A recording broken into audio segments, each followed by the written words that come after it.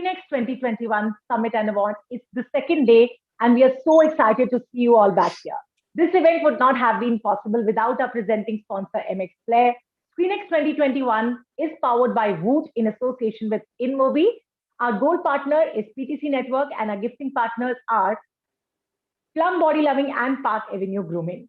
Friends, you can check out our website, adgali.com, and you can also follow us on Twitter, Facebook, Instagram, and LinkedIn. You can send in your queries to Adgali's social media handles on Twitter and Facebook as well, using the hashtag SCREENXX2021. Now, this is the second day, and we have a special AV for our sponsors to start with. So can we have a look at that?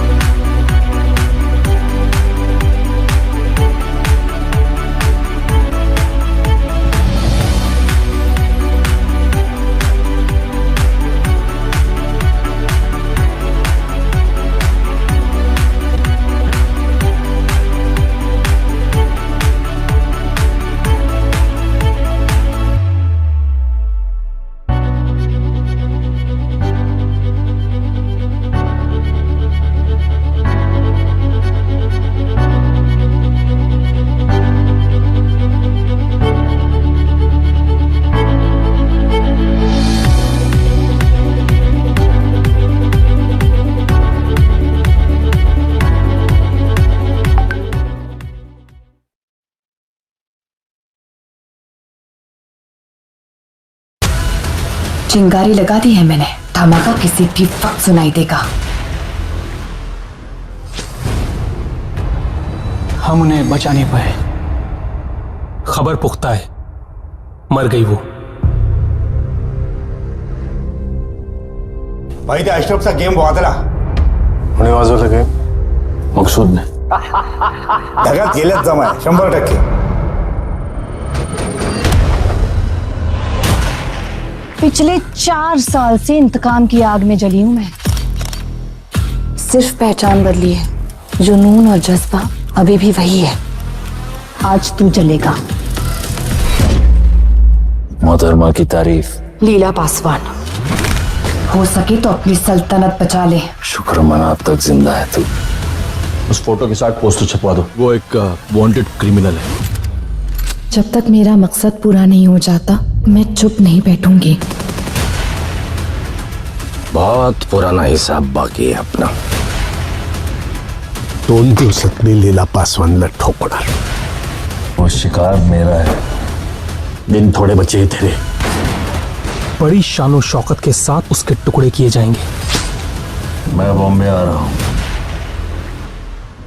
चिंगारी लगा दी है मैंने, धमाका किसी भी वक्त सुनाई देगा।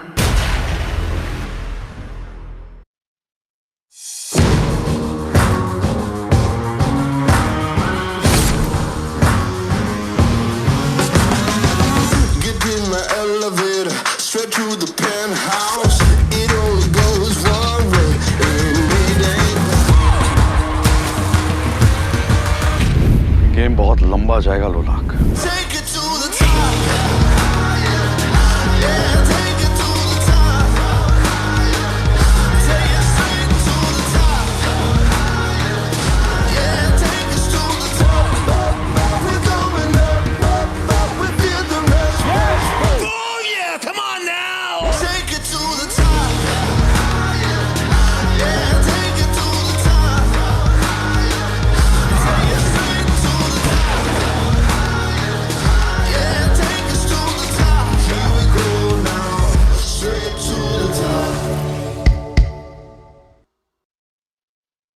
In the age of the connected consumer, InMobi helps brands deliver communication that are timely, personalized, and real. brands can understand, identify, engage, and acquire customers using InMobi's integrated marketing platform. Understand and identify your consumers using the Pulse and Audiences platforms, and engage and acquire using InMobi's trusted and transparent media buying platforms. Connect with your consumers in ways that matter. InMobi, driving real connections. World's #1 Punjabi television network, PTC Network.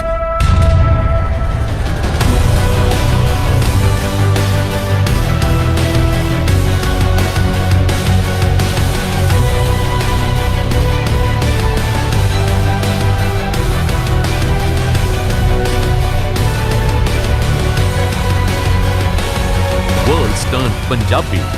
Have you?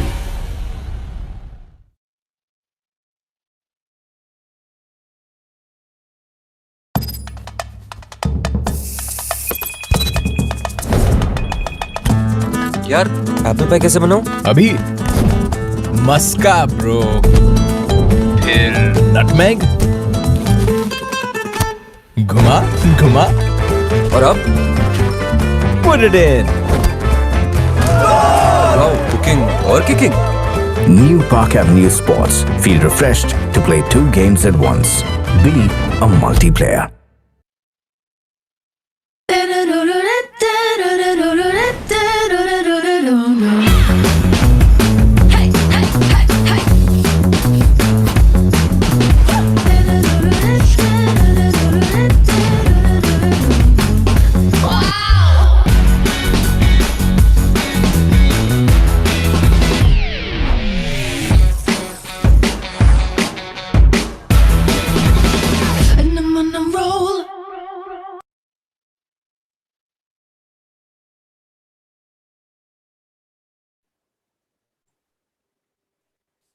So yesterday we had an amazing day and learned so much together. To throw some light on it, may I have the pleasure to welcome Ms. Bijoya Ghosh, founder and CEO of AdGully, to please put some light and give us a quick recap on what all we have experienced yesterday. Also, to start with our panel of discussions with our distinguished speakers. Ma'am, I hope you're doing good. Thank you, Namita. Thank you. My Before honor. we move on to the proceeding, hello, can you hear me? Yeah, okay, that's the new normal. Can you hear me? Before we move on to the, thanks, Namita. Thank you again. And thank you, panelists. Before I kind of start the conversation, I'll just take 2 minutes of your time and take you through some of the proceedings of our day one. I'll just briefly recapitulate some of the discussions that we did. So with Gaurav Rakshit, Viacom 18 Digital Ventures, he outlined 4 principles which were used at Hoot to set course for the brand new tomorrow in his opening keynote address. Live, interactive, immersive is the way forward. The panel discussion on Beyond the Pandemic Push, building on the momentum, saw the speakers highlight ways in which OTT players are capitalizing on the gains seen during the pandemic period, the impact on customer acquisition, cost, and more. On the panel on OTT, a new age emerging marketing medium, the speakers dwelled on advertising budgets and what is OTT's share in the overall ad pie. Brand marketers present in the panel spoke about how they are factoring in OTT in their media mix. Newer narratives, compelling storytelling, and strong content strategy for the OTT platforms were discussed at length in the panel on making stories the centerpiece again behind the big boom, which comprised of some of the leading names from the industry. Farzad Palia, head SBOD and international business, Viacom 18 Digital Ventures, and Louis Boswell, CEO, Asia Video Industry Association, discussed the various aspects of SWOT and the various aspects the SWOT play and the best monetization model in a fireside chat. Farzad deep dived into the consumer pyramid to dissect the audience base on OTT. The panel on Going Local, why OTT needs to grow deeper roots, brought to the fore the strong growth of regional content and regional OTT players and how to tap into this burgeoning market. The panel on why a stronger technology game plan matters on OTT brought together OTT players and tech consultants who highlighted the technology juggernaut on which the entire OTT ecosystem rides and how it is helping business gain scale.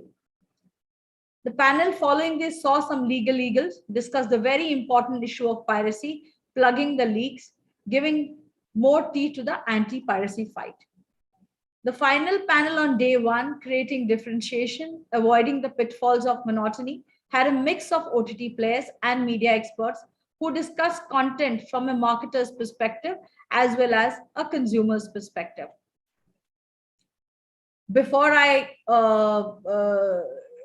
don't want to go at length and share more details on what we discussed yesterday. I will quickly jump on to today's discussion, which we are doing, OTT, a level playing field for talent.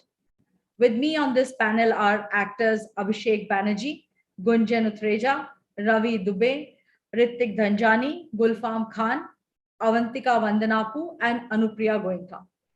We'll talk about the amazing ways in which OTT has opened up a brand new world to these promising talents. We have seen how OTT platforms have democratized the entertainment industry, enabled newcomers. I mean, there are so many of them in front of us, and they have really blossomed. Earlier, it was really tough for ambitious newcomers to get the right opportunity. Not fair to say, but yeah, they had to wait endlessly before they got the right opportunity. Today, the OTT ecosystem has changed all of that. In fact, OTT platforms have shattered the glass ceiling that prevented newcomers from showcasing their capabilities to the world. And I know all of you can echo the similar sentiments that I am sharing. Today, talented people like you, talented newcomers can excel without worrying about the hierarchy system. Because in the changed scenario, captivating content, talent matter more than the star value. Welcome everyone. Welcome to our today's session. I guess all of you are there. Yeah. I have an icebreaker question to everyone. Abhishek. Thank you, ma'am. Thank you. Hi. Thank you. Hi. Abhishek, Hi.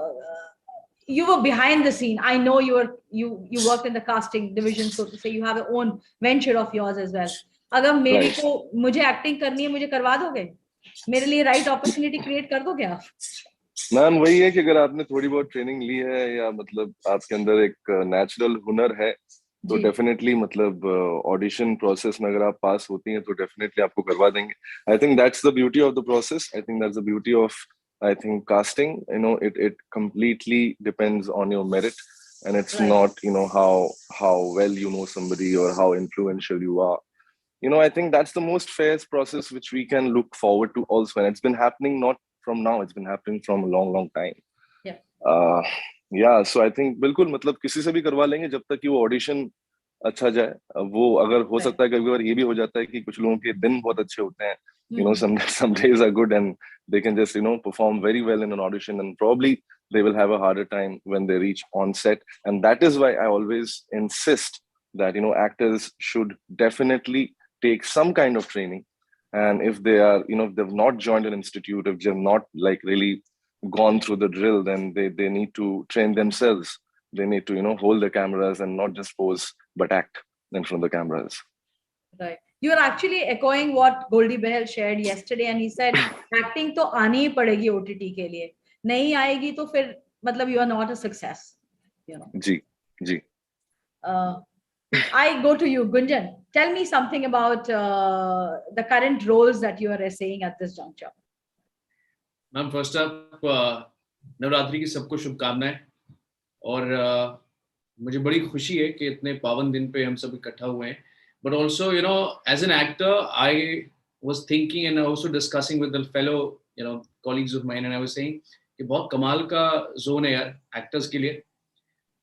Before I say what I am doing, I was watching अनकही अनोखी कहानी अभिषेक का मैं वो देख रहा था और अनकही कहानी. I know that's very confusing with the Ajit Dastan also. लेकिन वो बहुत ही इतना कमाल का मैंने वो performance देखा कि यार लास्ट मैंने उनको देखा था जब वो हथौड़ा लिए घूम रहे थे और कल मैंने उनको देखा कि वो एक पुतले से प्यार कर रहे हैं और मुझे लगा ही नहीं कि ये दोनों सेम इंसान हैं. And also the same goes for a lot of people. So to be an actor in today's space is so phenomenal. दो जो OTT में कर चुका हूँ, एक में मैं म्यूजिशियन प्ले कर रहा हूँ और रॉक स्टार, बैंड्रा कलीना का पढ़ा हुआ रॉक स्टार है, अंग्रेजी म्यूजिक का इन्फ्लुएंस है, गिटार बजाता है, वो बहुत कमाल की एक कहानी है। दूसरा मैंने जो किरदार किया उसमें मैं एक डिटेक्टिव प्ले कर रहा हूँ जो अपनी याददाश्त भूल जाता है, तो उसकी आती है जाती है, बहुत कमाल के कैरेक्टर्स हैं। So it is such a phenomenal space to be in right now. Hopefully, early next year, you will see both of these web series out. So I'm sure it's a phenomenal space for other people as well. Avantika, tell me something about some of your memorable roles, if I may say so, although you're very young. I mean, yes, like you said, I'm very young and I worked in India for a little bit, but I've kind of had like different experiences. But talking about OTT, I think some of, at least for me, the most impactful stuff, the stuff I've done hasn't been released yet, but for me the most memorable and for me the most impactful has been with OTT, because when I was working in India at the time, OTT wasn't that big and roles for a girl my age were very, very limited. I would play younger versions of heroines and lead actresses, and I think if I wanted to explore something on my own, it just wasn't possible at the time. Content like that wasn't being made. But now, even though I'm in America and the industry is different, with OTT, like for an Indian girl in America to act, it's just opened up so many opportunities for me, and I've gotten to play like a cheerleader who wants to be a politician in an adult comedy film, but have also been able to play a musician in a Disney film, which has been a dream of mine for so long. But I think definitely those two have been my most memorable, but credits go to OTT for opening up those opportunities for me and giving me that chance. Anupriya, I have seen you in quite a few campaigns. So what do you prefer? You prefer the campaigns or you prefer working in the OTT shows? Campaigns as in ad campaigns, you mean to say? Yes, ma'am. Yes, ad campaigns. Well, ads have been my bread and butter for a very long time. That is what allowed me to survive in the industry and to even take that time to audition for roles. So it'll always be very special and very important phase of my journey. I still love to do ads, and every medium is interesting in its own way. When you do an ad, which is a 30-seconder, your format of acting changes also, because everything has to be more sprightly, has to be communicated within those 30 seconds or 45 seconds, and you're living a life of that character during that time, which is really minimalistic. At the same point in time, when you're doing an OTT format, you get to dive into characters. You have to have a better camaraderie with your co-actors, their characters. Interesting concepts are being explored on the OTT space now, which was not something we had been able to do earlier. We are able to experiment more. The studios are, more excited about bringing fresh content on screen, fresh faces on screen, and it has given fresh, a new lease of life to many people, be it actors, directors, writers, the art department. Everybody is having a ball, just trying new stuff, and it's been phenomenal on that front. But as an actor, I would say that I enjoy both the OTT space. I love to do ads as well, and also films. So every medium has its own perks. Gulfam and Ravi, both of you are very, very recognizable face. I mean, you're very, very successful actors from the television industry. So tell me, what kind of direction has OTT given to both of you? So Ravi, you go first. Sure. Thank you. Thank you so much. Bijoy ma'am, thank you so much. So I think television and OTT are in many, many ways, they are the part of the same, umbrella of the Indian entertainment industry.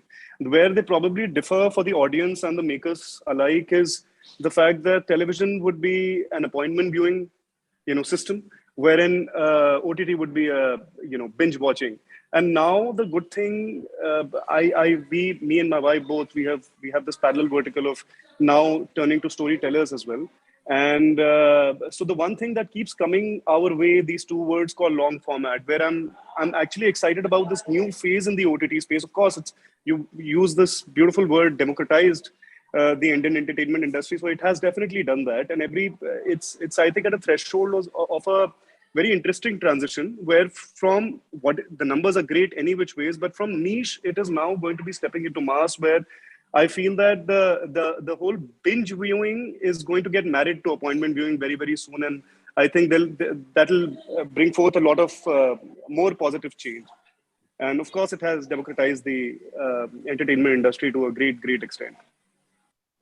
Gulfam, even you have rich body of work. I have been here for almost 20 years now. So first of all, hi to everyone. It's a wonderful thing that we're doing here. We're discussing something that has just taken over the entertainment industry, like with a sudden spurge like of it. Vijaya ma'am, I have been here for almost 20 years. I started with films and I've worked with very good directors in films too. I've done a lot of ads too. Some of my ads still run in UK and US.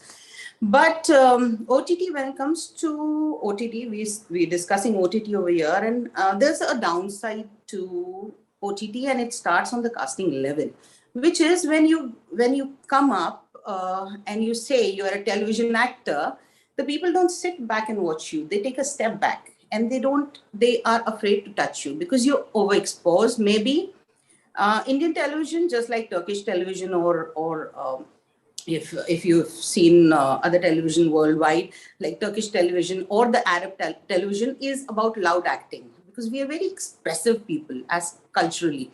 So maybe that is the thing that holds them back or whatever.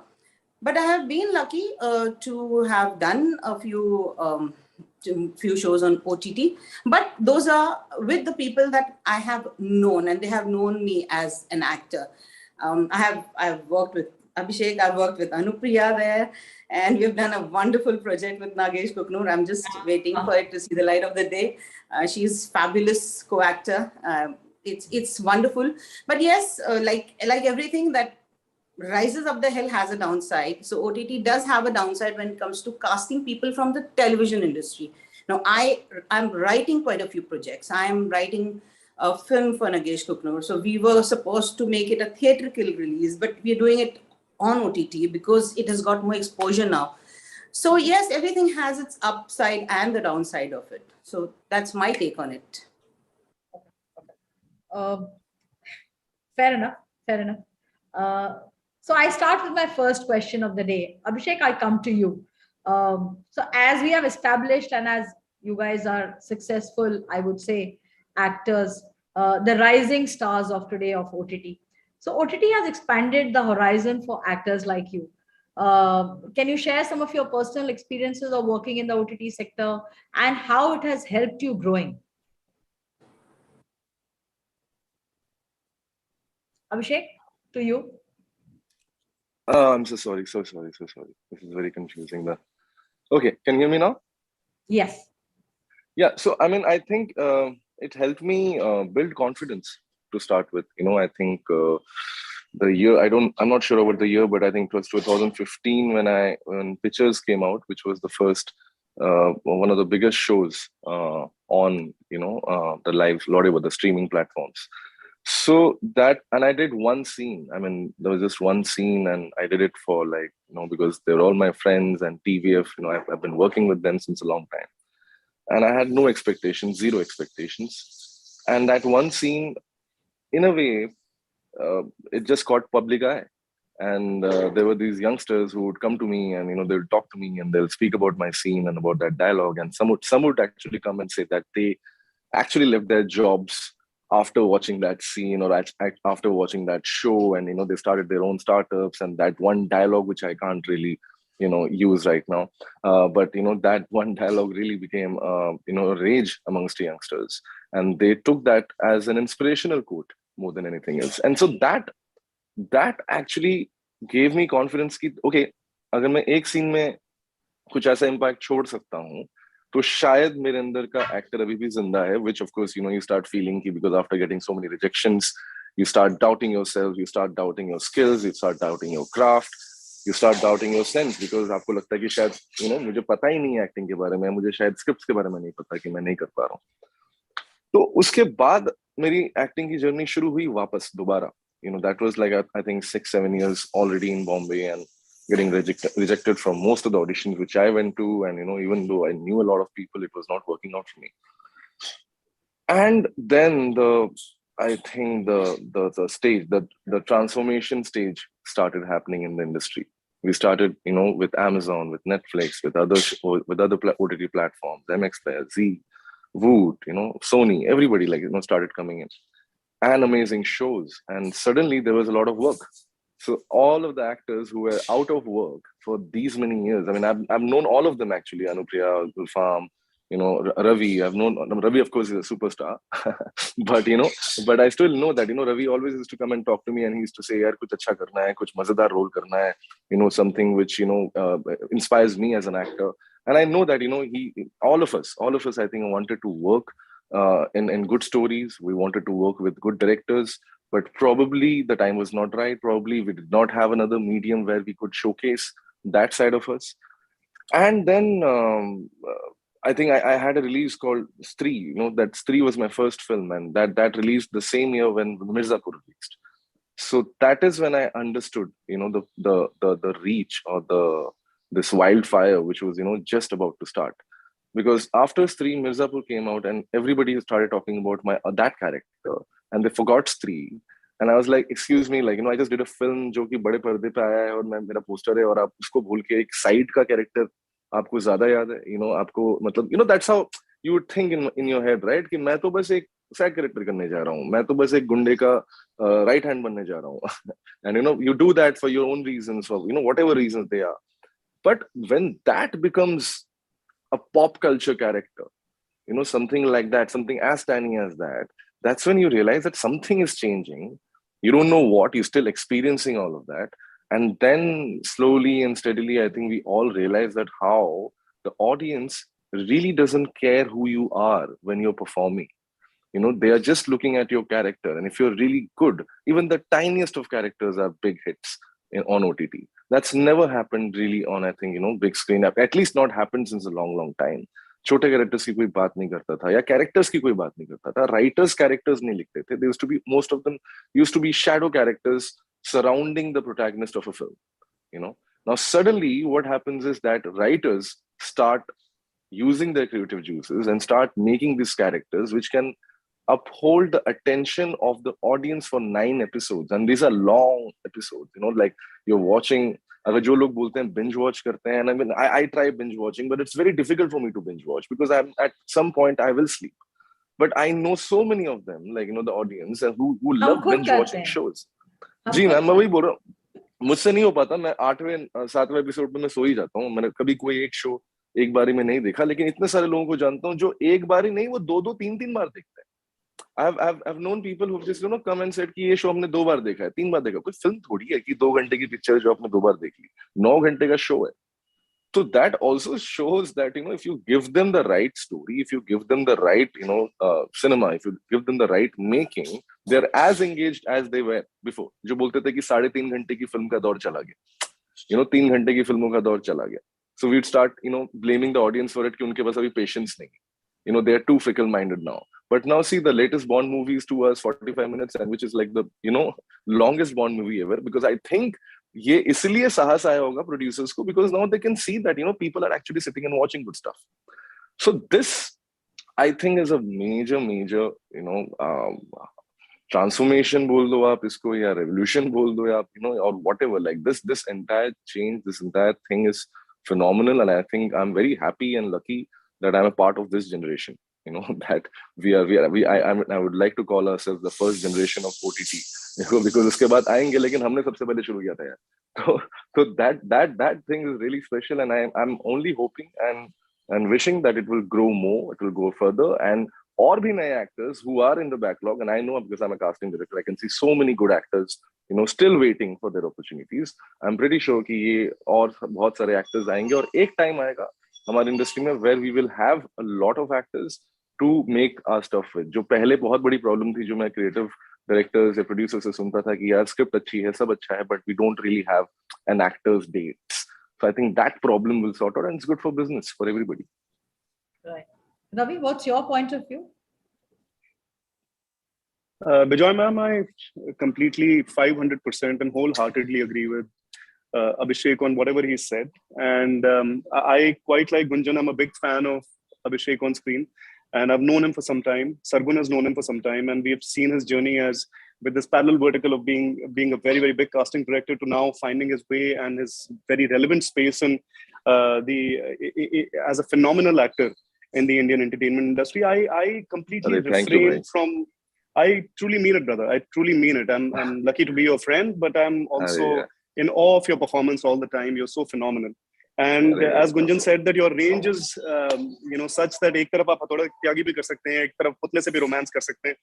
So that is something phenomenal, and something very rightly Abhishek mentioned was that a lot of people are now getting the chance. And Bijoy ma'am, जब आपने शुरू किया था तो आपने भी एक शब्द का इस्तेमाल किया था, न्यूकमर्स के लिए बहुत अच्छा है OTT का ये जो नया स्पेस है. मैं कहता हूँ कि हम लोग एक्टर्स जो हैं वो अपनी जिंदगी के हर पड़ाव पे न्यूकमर ही होते हैं, क्योंकि हर बार आपको you hit a new threshold or you hit a new deadlock and you're back to the drawing board as a newcomer. Because I agree with what Gulfam also said, that whenever something new starts, and I take the liberty of saying that the OTT space is fairly new in the Indian entertainment industry, there is a slightly elitist culture.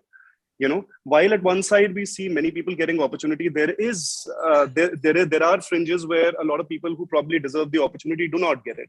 And then as time passes, as the economic dynamics associated with that dimension of the entertainment industry, they change. A lot of things begin to open up, and then I think we begin to feel that there is space for everybody. There is space for a lot of people, but I still feel that there is space for more talent, more technicians. I've heard this from so many cameramen. Forget about actors. I've heard this from so many DOPs, so many directors from the television industry, where they are also disregarded when it comes to the OTT space. And that I feel is, I wouldn't say it's unfortunate. That's just early in the day. I feel that very necessary and organic transition is just around the corner. It is going to happen because I personally have worked with a few of them. They have shot promos and very, very beautiful promos with some of the biggest stars from the Indian entertainment industry. But when they are to be absorbed in an OTT platform, the first thing that comes out of the creator's mind is that ये TV से.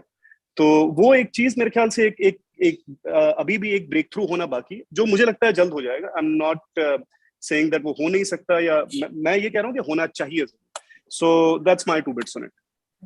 Gulfam, what's your thought? I think आपने जो show किया है उसके बारे में ही थोड़ा बता दीजिए. Like OTT पे? हाँ जी. So OTT पे I've done a handful of shows. OTT पे I have done shows which are more commercial than the parallel ones that are a rage and which are wonderful right now. The ones that I'm doing are on the parallel side of what you call a commercial, and well, we used to, when we were younger, we used to call the arty side of it, but art is in every form, whether it's commercial, which is non-commercial. I don't know how that goes by as an artist. I just find it very weird. There's so much OTT में different type का audience होता है, तो जिस तरीके का content आप ma'am बता रही हैं, हम लोग वो content भी बड़े अच्छे से consume करते हैं. And they are good. That's good work, right? That's good work, and that's good content, and that's good audience too. The love and the respect you get from 2-tier, 3-tier, small towns, the remote villages is insane. It's crazy. And when OTTs came up, I think I more than anyone else was very glad, because I've been a writer for a while now. And I realized that now people know that there is so much to our country than what we have been seeing for so many years. The shows that I did were very commercial. I did shows for shows for Z5. I did one show for Woot. I'm doing something for Amazon. But this is something that is very diverse. So OTT has given it's given a lot of layers to the people who want to showcase and the people who want to work in them, and the viewers too. So now at the click of a button, the viewers have different kinds of content that they would like to watch, which was a restriction till OTTs were not around. There was a restriction even in films. There were some films that did very well in the remote areas. There were some films that did very good in urban areas. Same thing happened with TV. Everyone said TV was regressive, but the kind of life people live, if you go beyond big cities, you see that there is so much of reality of their life into those shows. So yeah, I really agree that OTT has given a very, very wide platform, along with what shows I did. The ones that I'm doing are are completely and totally diverse to each other. As an actor, I'm very happy. As a writer, I'm superbly happy about this thing. So that's it. Avantika, over to you. I'm kind of going to piggyback off of what Abhishek said, and the fact that I think OTT has helped a lot of actors build confidence. It's, at least when the film industry was not, even in terms of, okay, aside from being an actor, and even in terms of just general storytellers, like if anybody wanted to get into production or writing or directing, it was so limited to just theatrical releases. And I mean, you rarely saw like small budget projects make it into theaters. So it was kind of just big, huge blockbusters that you were looking at. So anybody who wanted to put out their small story or put out their kind of small budget film, there really was no mode to get it to a public audience other than maybe a film festival. So I think OTT has helped so much, because everyone's talking about actors. I think even in terms of just producers, directors, and writers, because most of, at least my family and my friends, are directors and writers.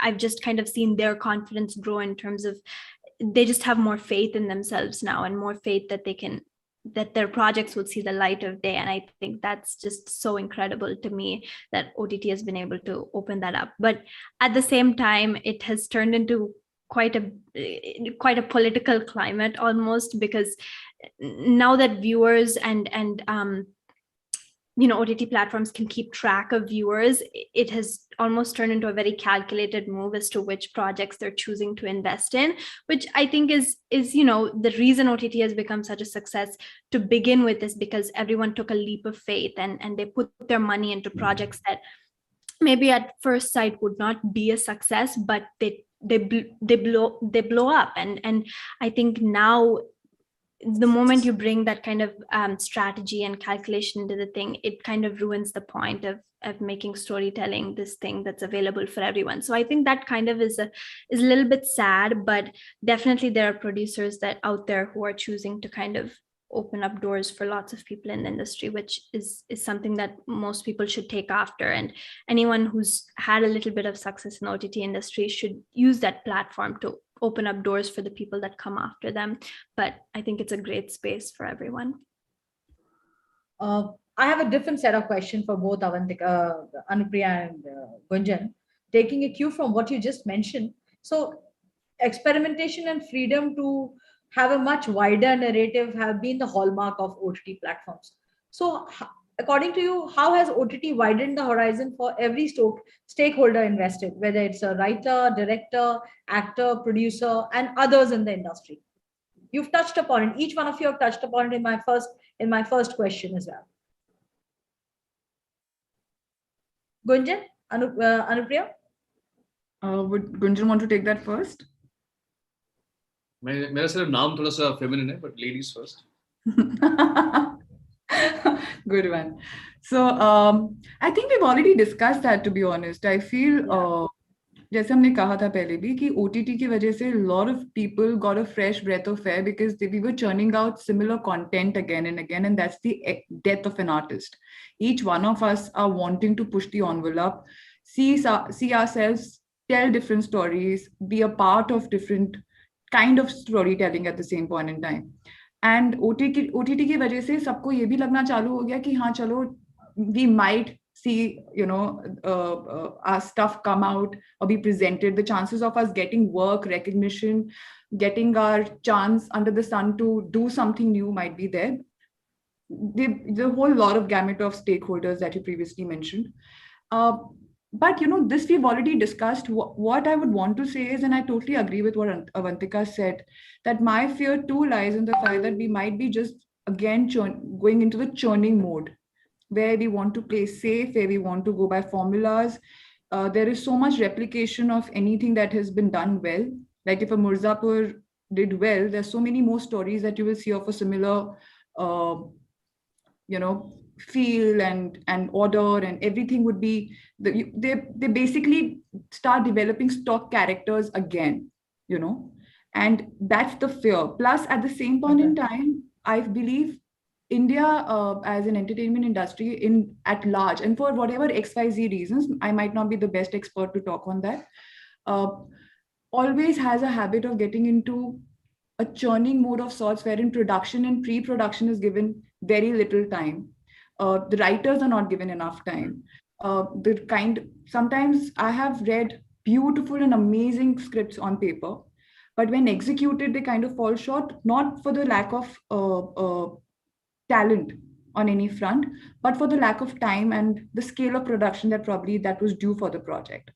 I just hope, and I do understand that there might be constraints that we face as an industry. I do hope that we start riding against that tide and make sure that OTT doesn't start replicating what was happening to TV, or what is happening to TV, or what was also happening to content on the big screen. Content in totality has definitely become better. And please don't take me otherwise. I know that this is one of the best times for the Indian entertainment industry. All of us as actors, directors, writers, we are very lucky to be part of this tide, as Abhishek just mentioned before. Be the kind of first people to be a part of this entire journey. But well, to make sure that the journey is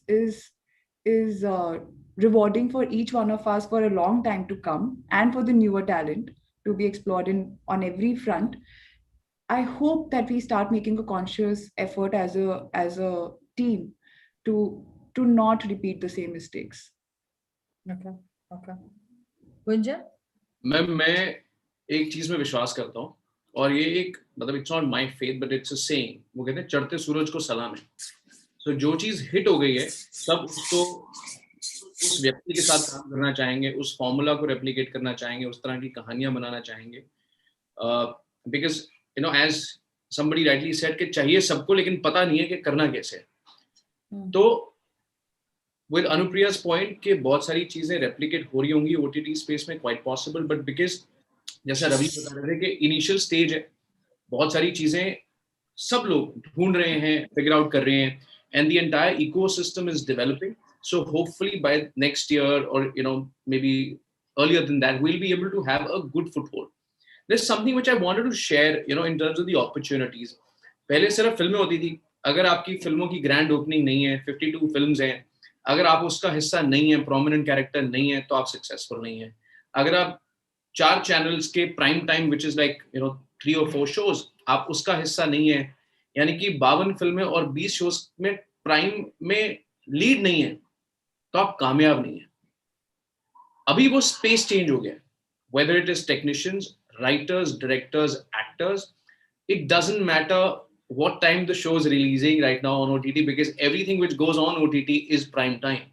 The audience will decide that what is prime time for them. So that was the opportunity, and the whole perception towards content has changed a lot. The only thing which I felt for a longer time, जो मुझे बहुत अजीब लगता है, media में बहुत इस्तेमाल होता है. मैंने कभी किसी एक्टर को बोलते नहीं सुना ये टीवी का एक्टर है, ये फिल्म का एक्टर है. मैंने मीडिया में बहुत सुना है, ओ टेलीविजन एक्टर, ओ film actor. An actor is an actor at the end of the day. You don't say, oh, he's a Bollywood playback singer. Oh, either you're a good actor or you aren't a good actor, or vice versa. So the tags, the moment people start removing the tags and start acknowledging the craft, the respect automatically goes up. That's one. Second, with this fact that so many OTTs come up, and it just doesn't matter what. I mean, if going back to this whole analogy, एक व्यक्ति पुतले से प्यार करता है. Imagine ये कहानी किसी को सुनाई गई होगा, छोड़ना यार, पिक्चर कौन बनाएगा इसको यार, कौन देखेगा, कौन करेगा, इसमें है ही क्या, मतलब मैं क्या पोर्ट्रे करने की कोशिश कर रहा हूँ. ना मैं सोसाइटी को कोई मैसेज देने वाला हूँ, ना मैं कुछ है क्या, इतनी सी एक कहानी है, वो शायद कभी बनती नहीं, ना टीवी पे बनती, ना फिल्म पे बनती। आज क्योंकि एक स्पेस है, एक ऑडियंस है हर तरह का मटेरियल अब्सॉर्ब करने के लिए, इसलिए हर तरह की कहानी तैयार है उसके लिए. So I think the talent was always there, the means weren't there. Now we've got the means, so it is going to explode great time.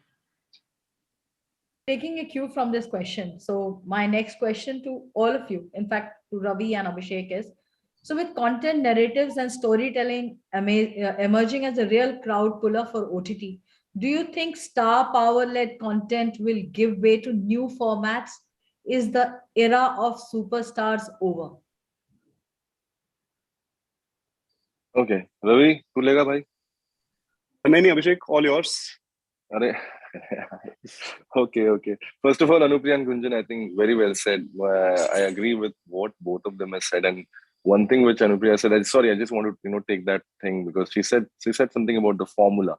Now, this is exactly what I feel that we should not be doing. This is exactly what I think the next generation of creators and producers and actors and the filmmakers should not be doing, because this is something जो age old practice है. मैं बहुत पहले से ना फिल्मों में सुनता आया हूँ कि फॉर्मूला होता है, you put in these ingredients and then the film is a hit.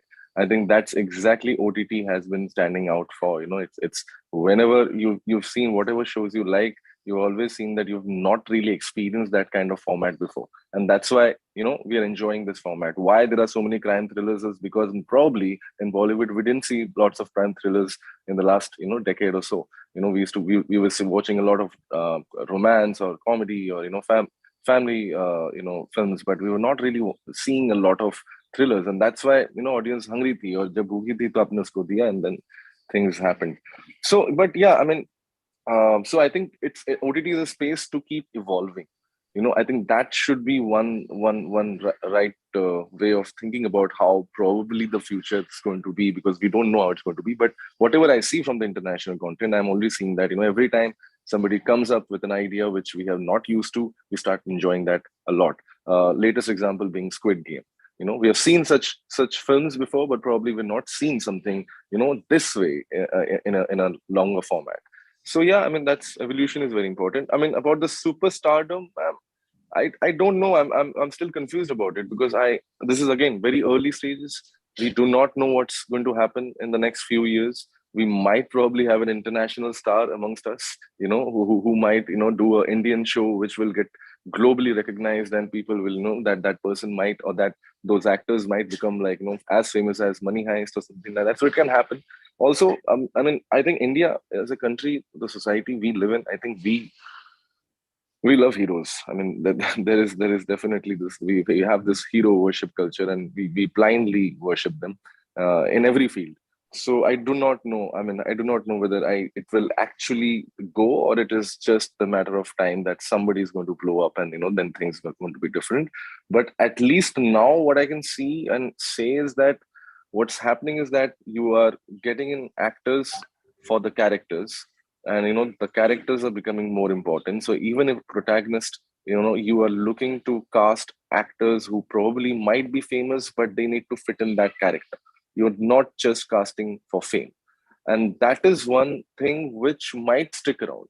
That is something that even if there is a superstar, or even if there are many superstars on OTT, or in our culture again, probably they will be stars who know, or who can fit into characters easily than whatever we have seen. We are used to seeing the persona of a star, but probably we will start moving from that to start acknowledging the characters which these stars bring in the future shows or films. तो वो definitely होने वाला है, but superstardom अभी मुझे लगता नहीं है मैम इतनी जल्दी जाएगा, थोड़ा टाइम लगेगा. Like it's going to be a long run. Ravi, what's your point of view on this? Again, Abhishek is a friend, and I, like the previous question, I again wholeheartedly agree with him. First of all, I'll just take maybe 30 seconds and also try to contribute a little bit to what Anupriya was saying about the replication of content in the OTT space. I think we can get idealistic and think that this will not happen, but it's always happened, and it's some replication is something that's not exclusive only to the Indian entertainment industry. It's happened all over the world. Now we have a lot of Kubrick-like films, but there is only one Stanley Kubrick. We have a lot of films that feel somehow like The Shining, but there is still only one Shining. There's only one Kubrick. There are a lot of these Italian gangster dramas, but there's only one Martin Scorsese. There's only one Christopher Nolan. There's only one Wong Kar-wai, but many people follow suit. And because these people generate things that come in the popular culture, and that is the popular culture, many people are going to follow. That is something that is unavoidable. It's kind of it's a part and parcel of creating something disruptive and it being successful. It's kind of a collateral benefit or a collateral damage, whatever you may call it. But I seriously think that replication, even though we can try and see if we do not do it, but I think we'll just end up doing it. And it happens in all streams, all forms of entertainment, all over the world, not just India, not just television, not just Indian OTT. As far as the question of superstars goes, I think this word superstar is something that's exclusive only to India. There are highly successful actors abroad. For the lack, I mean, in fact, a fantastic example, would be Daniel Day-Lewis, an extremely successful actor, absolutely committed to his craft. You can have a fairly newer actor who's not as accomplished when it comes to his craft, and therefore will not make a great casting. You can have a very, very successful actor who surrenders to his craft, who surrenders to his role, is able to metamorphosize into that, and would make a fantastic casting. So you can't really say in black and white that. I mean, what do we call a superstar in India? Somebody who's a very, very successful actor, who's risen to the ranks of being extremely popular, is able to pull a lot of people into the theaters. There are a lot of such names out of India as well. But if they make for a fantastic casting, as Abhishek said, then why not? Why not a superstar and why only a newcomer? If the newcomer makes for a fantastic casting, great, fabulous, why not? The one thing I do feel that is a great benefit when it comes to OTT, a lot of you could deceive the people into sampling content which was not necessarily good, when OTT was not there. Now there was a PR machinery, there was a marketing machinery that could work in the background and create a perception of a good product while it was actually not very good.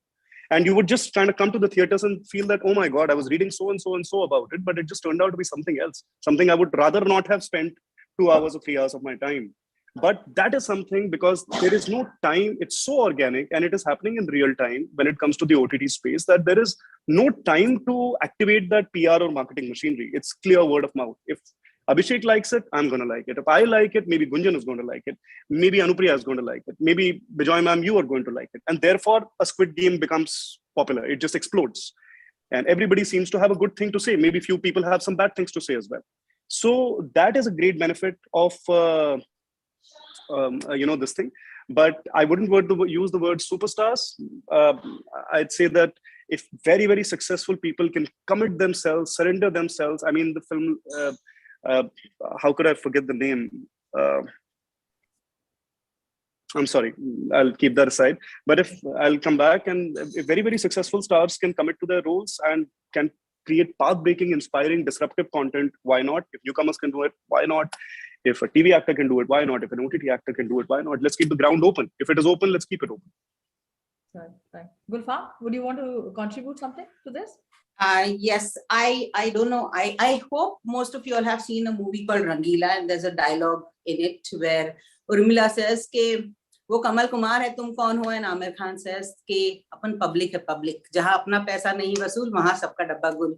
So superstars are created by public, and if we have anything in abundance in India is population, and that's how superstars are created. And like Abhishek rightly said, superstars are not going anywhere anytime soon. That does not mean that it's necessarily the superstars of films or of TVs or even of OTTs or social media. So if you see these kids who are barely 17 and they have like 25 million followers, they are superstars in their own rights, and they're earning much more, and they are much more popular in small towns and places, remote places than anyone could have ever imagined to be.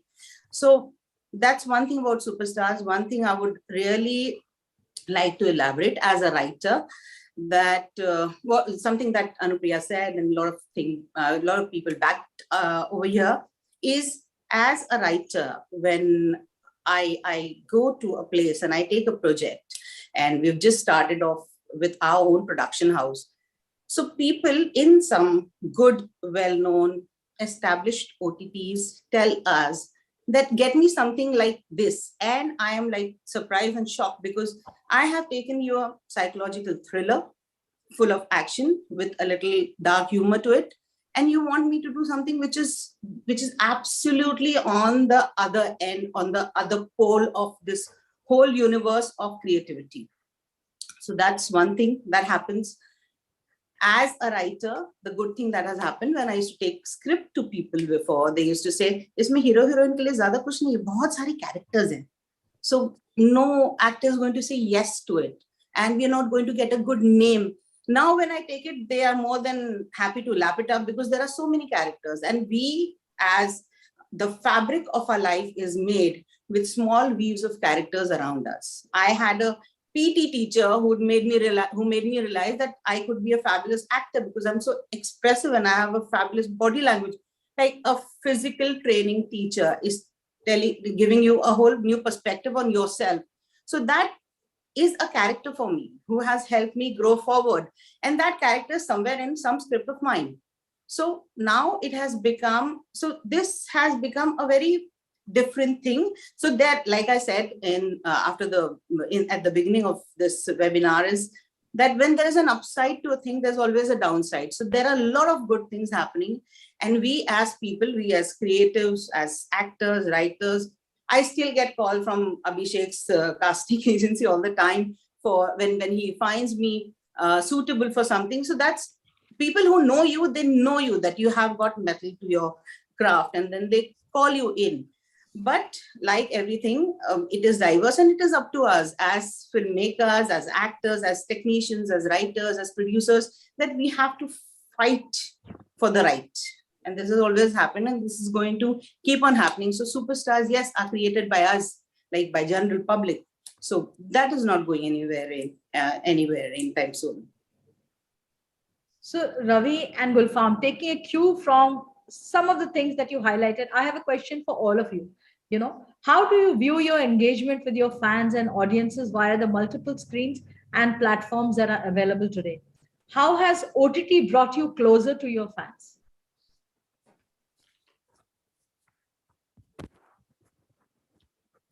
Sorry, can I, before you, any of you answer, can I just add one line to your previous question? There is a new superstar in the market, and that is Instagram followers. That's what I said. It says social media follow 25 million. Like I was even wondering whether 25 million people do have Instagram, and I saw this for the first time. And a 17-year-old has 25 million followers. I'm like, reality check. So earlier there were, about 5, 10, 15 superstars. वो तो खत्म नहीं है, अच्छी बात है, नहीं होना भी नहीं चाहिए, because जैसे रवि बोल रहे थे, किसी की मेहनत है, वो पहुंचे उस मुकाम तक, बहुत लोगों को आकर्षित करते हैं.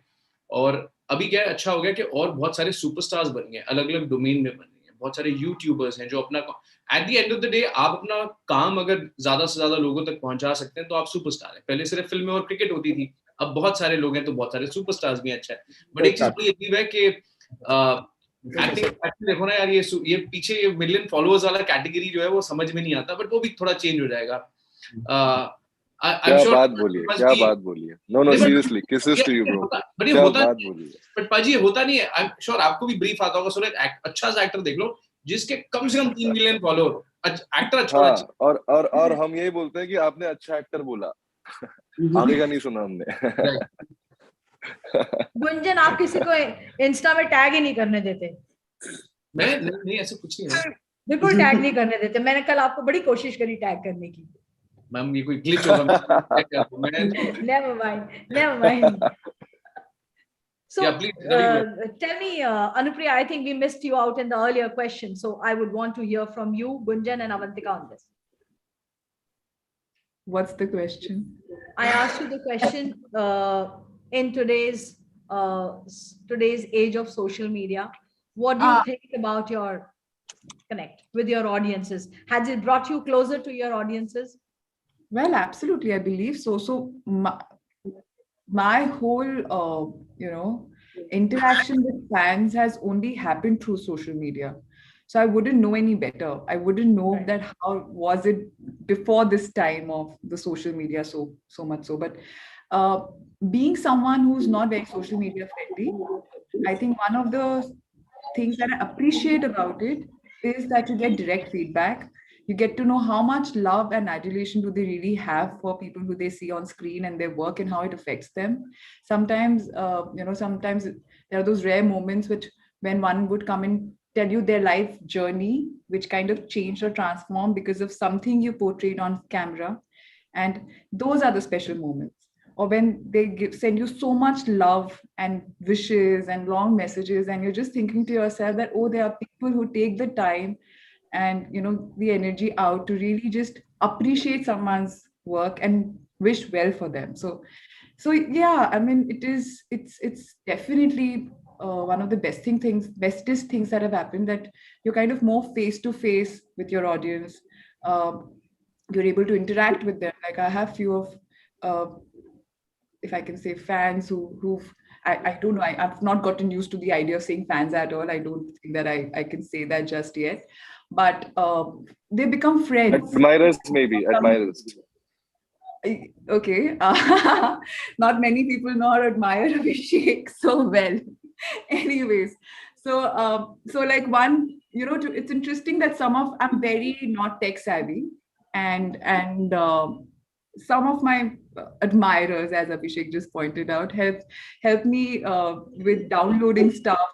They keep checking on me once in a while. They send me things that music that I might like, which is so good, and they keep checking on me. And I've made some friends through the process, some real friends. So yeah, but yeah, social media again has its own perils.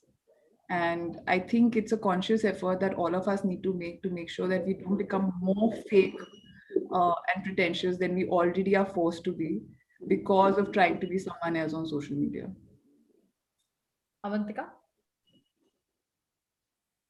No, yeah, I entirely agree with what Anupriya had said. Definitely, social media has helped immensely with connecting with audiences, and I think also it's helped connect with audiences in a more eloquent manner. Before social media was such a big thing, at least you were interacting with fans in a very public space, and maybe at the end the goal with audiences was to grab a picture with a cast member, or it was very hurried and maybe not as like laid out. But here, like Anupriya has mentioned, they have the time and they have the platform to convey how your performance has impacted them, and they have the platform to send love and wishes. And I think it has kind of become almost a nicer relationship. But at the same time, it is very much so a double-edged sword, in the sense that social media is such a tricky thing to navigate as both a person who's following somebody and as a person who is being followed. So to everything you do is in the public eye, and everything you do is like forever has left a mark on the internet, and once something is on the internet it never goes. So I think it's a double-edged sword, and I definitely think it's helped actors and writers and directors get closer to their audience members, but it's also kind of pushed them to be a little bit more wary about the content they're putting out, and the image of themselves they're putting out, which I think is also, like Anupriya said, important for especially actors to remember not to become fake or pretentious by getting caught up with all of that. Ravi, would you want to elaborate on this? I agree with the one line that everybody seems to have used, that it is a double-edged sword. So there are certain positive points to it, but also I think as performers or as creators, it's important that we enter into the state of flow. And I think the constant feedback, whether it is positive or negative, it comes as a huge obstruction in that state of flow. So and there is nothing that you get on social media, primarily when it comes from whether it is coming from your admirers or there are only two poles in it. There are no neutral people. I feel there are people who like you and there are people who dislike you. So when people who like you are responding to your work, sometimes the good words that are coming your way may not necessarily be because your work is really good. It's just coming because they have a fondness for you. you as a person, or maybe not necessarily you as an artist or you as a creator. At the other side of it, some negative words coming your way may not be absolute again, because that just might be coming towards you or being hurled at you because they simply do not like you, not necessarily as an artist. So that just makes the whole process really dangerous. And I think I mean, yes, we must remind ourselves that we cannot let all this get to our head, the positive and the negative. But is reminding enough? We are human after all. We get affected by everything we read. We get affected by every feedback. We get good and bad both. The good can go straight here and the bad can go straight here. I'm just going to say it in black and white. I think we were much better off without the social media, before social media. Yeah. Abhishek and Gunjan, would you want to share anything more? Social media, I mean, social media. And it's still a very confusing space for me. I every day contemplate whether I should really be there or not there. It's just an app. It's just like, I treat it like that. It's just an app. And these days they tell me that, that's the only way to promote your stuff, apparently. So yeah, I'm keeping it to that. And I think that it also gives me an audience to voice my opinions to. I think that's one of the most major reasons why I think I'm on social media, that I can tell them, or I can share my stories with them or my opinions with them. And yeah, I mean, at least try to be as real as possible. Gunjan, I know you're a very evolved social media. Okay. Gunjan, I know you're an evolved social media user. What's your point of view on this? Ma'am, मैं ना सबको बोलता हूँ कि मैं social media पे अपना सामान लेके डाल देता हूँ और कंज्यूम कुछ नहीं करता. सो ये सच्चाई है. और वो इसलिए नहीं कंज्यूम करता क्योंकि रवि ने बहुत अच्छी बात बोली कि या तो आपको चाहने वाले बैठे हैं या आपको सिर्फ नीचे खींचने वाले बैठे. आप ऐसा नहीं है कि आज मैंने कोई पोस्ट डाला तो उस पर कोई कुछ नई बात बोल देगा जिससे मैंने कुछ सीखा. सो मेरे लिए वो सिर्फ चैनल ऑफ कम्युनिकेशन है कि कुछ डाला और बहुत सारे लोग जो दुनिया भर में बैठे हैं जिन्होंने मेरा कुछ काम देख लिया और वो मुझ तक रीच आउट करना चाहते हैं, हाई हेलो करना चाहते हैं. So it's just a channel of communication. उससे ऊपर ना मैं तारीफ ना मैं बुराई किसी भी तरीके से, चाहे वो मेरे बहुत अच्छे जिगरी दोस्त भी हो, मैं उसकी भी नहीं देखता. तो वो कहते हैं ना कि सुनो सबकी करो अपनी. तो वो फीडबैक में जो मर्जी लिखाओ मेरे पिक्चर के नीचे, चाहे वो अच्छा है या बुरा है, तो मम्मी ये कहती है तो सुनो सबकी करो अपनी. तो डाल दिया फोटोग्राफ, जो मर्जी लिखो, मेरे को कोई फर्क नहीं पड़ता. Because from an artist perspective I will still go ahead and continue to do what I want to, what I aspire to. Because मेरे चॉइसेस मेरे लाइफ के on a single every single minute are inspired by millions of events which people don't even know. I go on Instagram 3 minutes a day. That's about it. I'm putting a picture and I'm consuming something. That's about it. उसके ऊपर देखना ही नहीं है मेरे को. मुझे अगर किसी व्यक्ति से प्रेरित होना है या उनके बारे में अगर मुझे ढूंढना है, there are other ways as well. I am not distracted by the whole PR machinery which Ravi was also talking about. Because right now Instagram and a lot of social media has just become a great PR machinery to create it's great. So from a marketing perspective, it's a brilliant tool. From an artist perspective, it can really damage you. Imagine you're putting out your heart and soul into some work और आपने डाला क्या ये मेरा नया show आ रहा है ये देखिए, और उसमें लगा क्या लग रहा है यार, तू क्या शक्ल देखते हो, हीरो किसने बनाया, etc. Kind of comments which, and it can break your heart. So I don't even get into that space. So simple channel. So you're saying it's a double-edged sword. Absolutely. Okay. Gulfam ma'am, I have a question for you. So OTT is here to stay, as they say.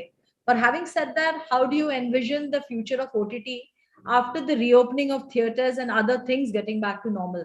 Because of pandemic, it has kind of given it a push. The entire OTT ecosystem has got a push. There's more viewership that has come its way.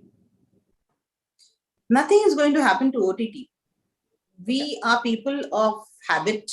Now we know we can watch good content in the comfort of our house without dressing up and bothering about, because we're Indian families, right? We're not families, we are actually clusters. So if we live, we are not two people who are going to watch a movie most of the time. So if it's a kid's movie, then mommy, daddy, maybe chacha, chachi, dada, dadi, everyone wants to go and watch a kid's movie.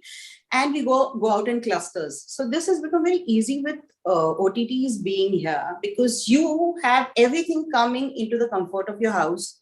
You can pause it when you want. You can have your interval when you want. You don't have to get up and go to the washroom when the song is going on. You can just pause and do that.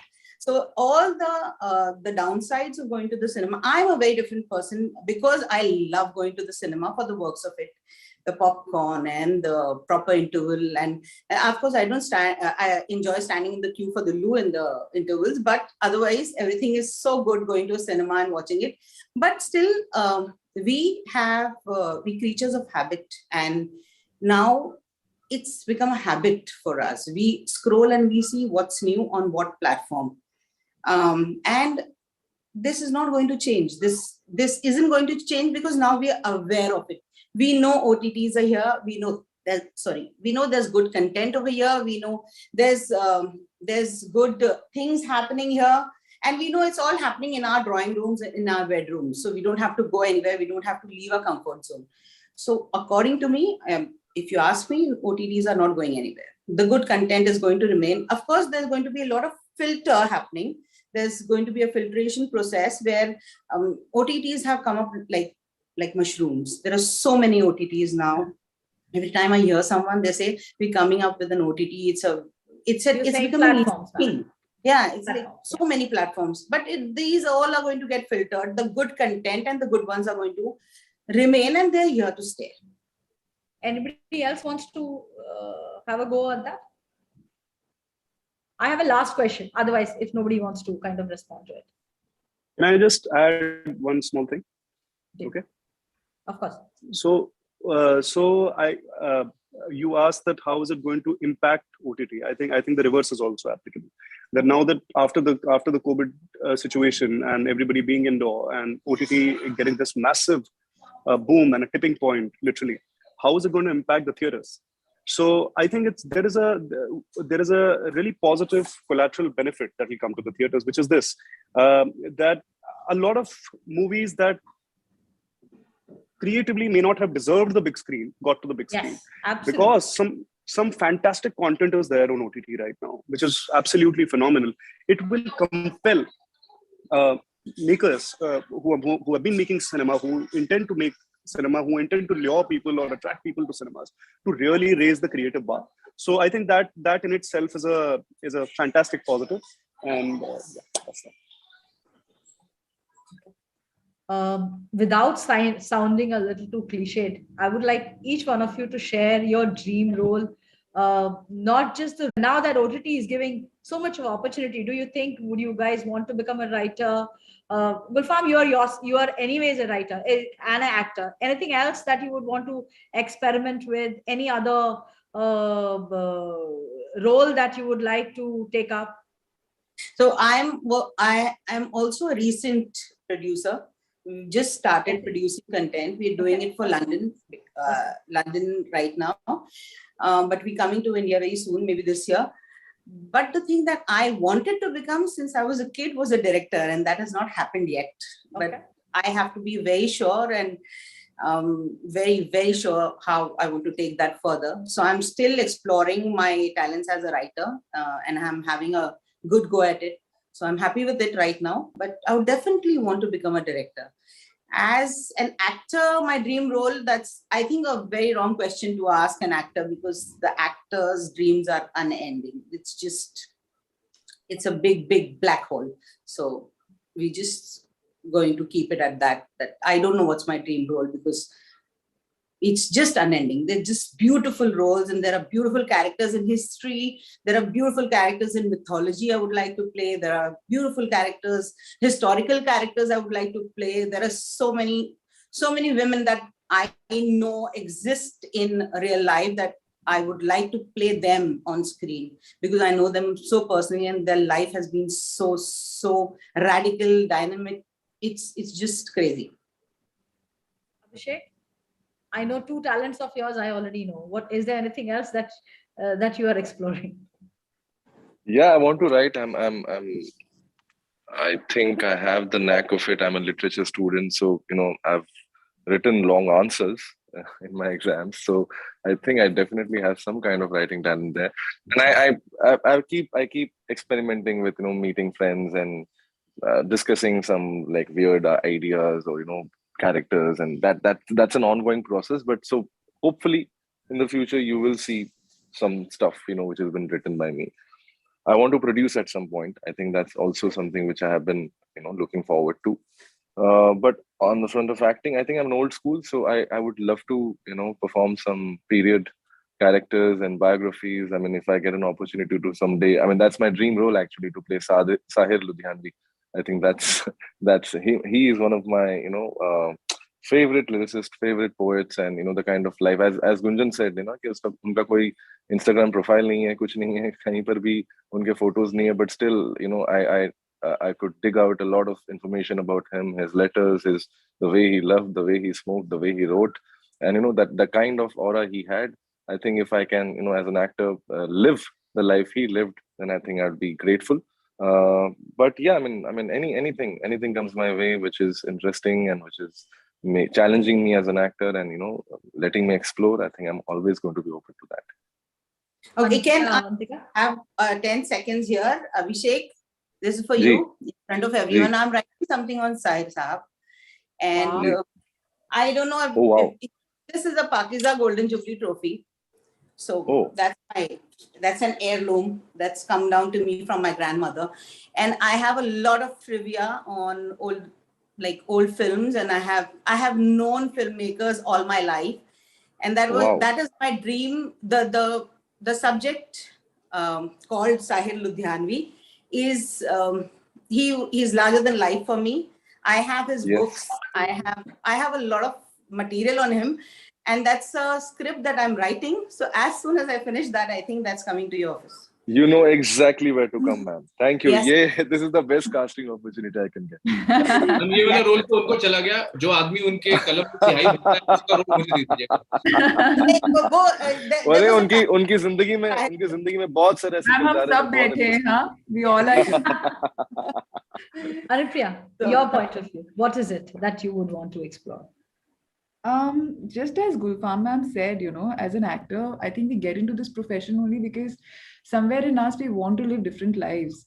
वो अंदर से होता ही है शायद बचपन से. तो I want to try comedy. I'm very fascinated by period dramas. I want to play really dark roles, very very dark roles, because I feel कि as a person, as a human being, तो हम लोगों को society condition कर देती है, and we have to act according to certain norms and be righteous and fight within us for that. But as an actor, you can be bad and get paid and try and experiment that part. So why not? Like, I would love to play so many different kind of roles on camera, and I really really hope I get the opportunity and just do that justice to them. What I'm not really sure as to what else I want to do. Like, I've always known that some part of me would get into a small scale production or something like that, like some business setup, maybe somewhere in a countryside, where I can live a austere kind of life along with trying to dabble acting. That's the plan for me somewhere. And I want to be involved with the local artists there. Like that's a very vague idea in my head. But I know that acting जैसे आज मैं यहाँ बैठ के आपसे बात कर रही हूँ इतने talented लोगों के बीच में, मुझे लगता है कि क्योंकि ये भी मैं बहुत टाइम से एक अंदर एक ख्वाहिश रही है मेरे, तो वो भी कभी ना कभी होगा. मैं अभी I'm doing this role wherein I'm playing a dark psycho killer, if I can say that. But wow. Sorry, I don't know if I'm allowed to say that. But I know psycho killers. Sorry? I know them well, psycho killers. Yeah. Sure you do. I'm coming to tutorials. Yeah, definitely. You're the one I should learn from. Yeah, definitely. Okay, let's schedule. So, but so the thing is that Abhishek, you completely distracted me out there. Sorry. You're talking about that thing about production, about your role, about psycho killer. So, thank you. So, I'm playing this character now, and for the first time, I have had the experience of sitting with the director, the other actors. It's a small setup, just 4 or 5 characters in the movie. So maybe that's why it's become so easy to do that also. And I'm really enjoying the process because we are developing the story together almost. Like, it was already written on paper, but we are making changes, we are doing things, having long discussions and creating the characters so as we speak. And that has been very fascinating. So yeah, probably, I don't think I can write on my own just yet, not at all, but probably develop a story with someone. And yeah, maybe some part of me wants to at least try direction once in my life to see how I fare at it. Avantika, any dreams? Of course, but like I love to do everything. And in terms of acting, there's so many types of roles that I'd love to do. I would really like to do something like Anupriya said, period dramas I think are so fascinating. And I always think at least the period dramas that I watch are so predominantly like, you never see people who look like us. And I'd love to see like an American period drama that features, a diverse cast. And I'd love to be a part of something like that. But, in terms of acting, I could go on forever and forever as to what I want to do. But I'd really, really love to get into production. And that's always been a big dream of mine to venture into that side. And thanks to OTT, I've started, and I just recently had optioned the rights to a New York Times bestselling book to kind of make into a film. So that's been really exciting, but I'd love to kind of continue on that path of production and acting, because I think it's fun and it's amazing and it's very fascinating to be both in front of the camera and behind the camera at the same time. It really opens up your perspective. Ravi and Gunjan. Ravi, first you, then Gunjan. I would want you to end it. Yeah. So, ma'am, I absolutely resonate with everything that everybody has said. We are creative people. We are a part of the creative industry. We want to touch on every creative aspect of it. All of us may want to direct, write, produce, etc., etc. But everything else for an actor would be a diversification. I mean, for me, I can say it with utmost confidence that what puts me in a state of flow, what puts me in a vortex totally, is being an actor, is being in front of the camera, is playing a role, is suspending my own reality. So, अगर आप मुझसे पूछे कि मैं क्या explore करना चाहता हूँ, तो मैंने अभी I haven't even begun scratching the surface. अभी खुद को एक actor के रूप में explore नहीं किया, तो बाकी और चीज तो मैं वो बात की बात है. तो फिलहाल I want to just totally explore myself as an actor. What roles? अगर वो बताने पे आ गया कि मैं क्या क्या play करना चाहता हूँ, तो वो जो है आपकी meeting जो है बहुत लंबी चली जाएगी. So I'll just cut it short at this. But thank you so much for having me here. Thank you, Ravi. Thank you. Gunjan. Ma'am ऐसा ना, ये जो ड्रीम वाली जो चीज़ है ना, वो मैंने करनी छोड़ दी है. बिकॉज आई रिमेंबर बहुत पहले जब मैं चंडीगढ़ में था, where the whole journey started, where I was in Department of Indian Theatre, तब सिर्फ उतना सही सपना था कि यार हमारा एक प्ले हो जाए टैगोर थिएटर में.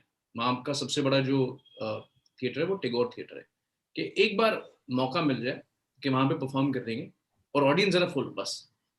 और बैक टू बैक अगर 2 शोज हो जाए और उसमें ऑडियंस फुल हो जाए ना, तो बस उतना सा सपना था. और मैं मूवर्स एंड शेकर्स देखता था, तो एक सपना होता था कि मेरा एक टॉक शो होना चाहिए. ये 2 सपने थे, वो पूरे हो गए. उसके बाद तो इतना कुछ मिल गया है जो कभी सोचा भी नहीं था. तो मैं अब वो सोचता ही नहीं हूँ कि मुझे क्या मिलना चाहिए, क्योंकि बहुत कुछ मिल गया है. और जिस तरीके की मैं स्पेस में इस वक्त हूँ, जैसा भी रवि ने कहा कि इतना कुछ है अपने अंदर खोजने के लिए, क्योंकि आप किसी व्यक्ति से मिलते हैं और आपको लगता है अच्छा यार ये भी एक पॉसिबिलिटी है. बहुत बार आपके सपने जो हैं वो आपकी सोच से लिमिटेड होते हैं, कि आपको लगता है अच्छा इतना हो जाए तो बहुत बड़ी बात है.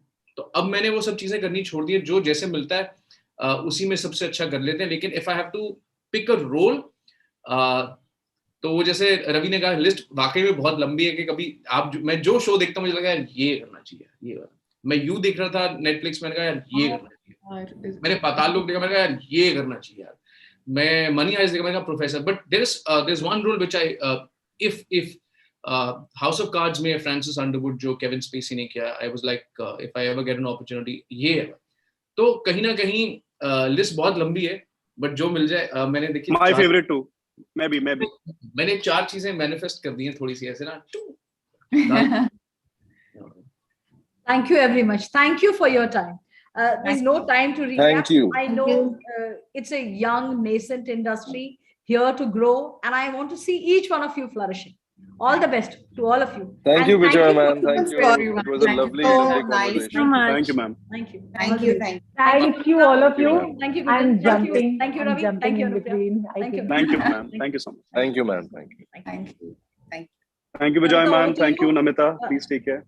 Thank you. Thank you. Okay, Thank you Namita. so much. It was Bye. lovely Bye. hearing Bye, from you. Gulfam. All the Bye, very best Rupiah. to you. Bye, Bye. Ruby. Yes. Bye, Gunjan. Bye.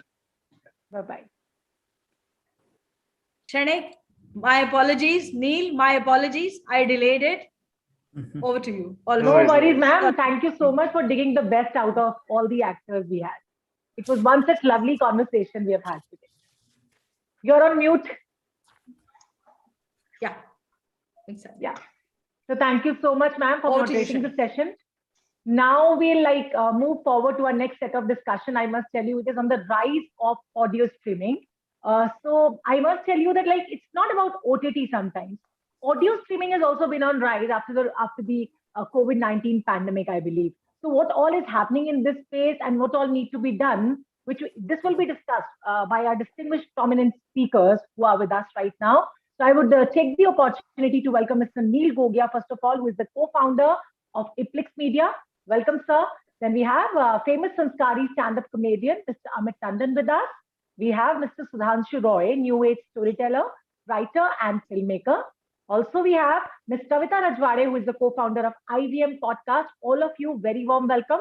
Along with that, I would like to welcome to conduct this chat. We have Mr. SCREENXX Gandhi, co-founder and CEO, White Rivers Media. Over to you, SCREENXX. Perfect. Thank you very much. I think my voice is audible. Super. So you're audible. I think welcome all of you. Let's jump straight to the questions because I think we are 29 minutes beyond schedule. So let's try and give our audience maximum out of the session. I'll try and pick each one of your brains in the conversation. So to begin with, of course, with democratization of internet and affordable smartphones, Indians have got access to legitimate sources of content, right? And a complete new generation of online music listeners have emerged in India. Audio streaming platforms have posted about a 15% overall growth of users in Feb 2021 when compared to Jan 2020, right? So my question is to Kavita. How are the new users different? What kind of demographic and psychographic trends have we observed in the audience space? And some thoughts on what next. The new audience is fairly younger. When we started way back in 2015, 2016, the podcast listener is a tastemaker listener. You like the subject so much that you're willing to give it 30 minutes or 40 minutes of your time, because at IVM we've mostly over the last 5 years done a lot of conversational content. The business was based on bringing out some of the best conversations that people could learn from, right? Just by being in the company of subject matter experts. I think, and so obviously, because when you're a tastemaker audience, you've kind of gone through an already existing content ecosystem for you to then specifically choose to listen and learn, right? Auditory learning is a thing. And so I guess, earlier it was pretty much, the slightly fairer in terms of a more engaged audience, people who wanted to deeply understand. That is why actually our second most popular category at work is public policy, because there aren't any conversations around that. But people are willing to actually learn from these conversations. So I think the new audience is young. I think over the last year and a half, a lot of consumption patterns have kind of changed, right? In the sense that there has been some screen fatigue, and learning from newer mediums like audio has been on the rise. I also think it's also because you want to learn on the go. There is more value in terms of being able to do the multiple things that you have to do. Even if commutes vanished, there was just so much other stuff that you could do at home that you could also listen to as a supplementary, not just and not passive listening at all, right? This is active listening. So I would say that the new listener is way younger than what it was maybe 4 years ago. Wow. Very, very interesting perspective. I always thought that the audio or a podcast listener would be, say, above, anywhere between a 30 and a 40 years age. But I'm glad You're to right, know. Shrenik. Actually, that was what it was, right in the beginning. If you kind of see, one of our flagship shows with Cyrus Brocha. Now, he's a star from the 90s. I mean, at the end of it all, who knows him? I mean, it's pretty much people who grew up in the 90s and knew of his funny presence on MTV. And so you can understand that, he's 50 now. So obviously, the other people that are actually following him or enjoy his conversations are, I'm not saying 50, but definitely like upwards of 25, right? So I think the podcast ecosystem or the listener ecosystem right now, I would say, I mean, as a broad category is anywhere from 18 to 50. The median is the 26 to 40. And that's what I'm saying, that 26 is now dropping to like, a 22 or a 20 or even 18, right? And that's what I mean. So to answer your demographic question, this tastemaker audience that we first catered to, right? We are a 120 show network today, of which 100 shows are in English. That's also because we needed to cater to a certain kind of an audience that understood the word podcast, and that was predominantly an English speaking audience. At the same time, while I'm throwing this random stat at you, our most popular show is a Tamil storytelling show. So you can see how much, and it's not like obviously in India, I mean, this is obviously Tamilians all over the country and even outside of the country, but it's actually a really old Tamil classic that is hugely successful. In fact, Mani Ratnam is now making a film. It's called Ponniyin Selvan, and there are many versions of this story all over the internet. So to answer your demographic question, actually, I think what has changed for us right now, it's gone from the Bombay, Delhi, Bangalore, Hyderabad, Pune focus to the slightly smaller towns. We are seeing a huge rise, not just in the language space, but definitely like in a lot more Hindi conversational stuff.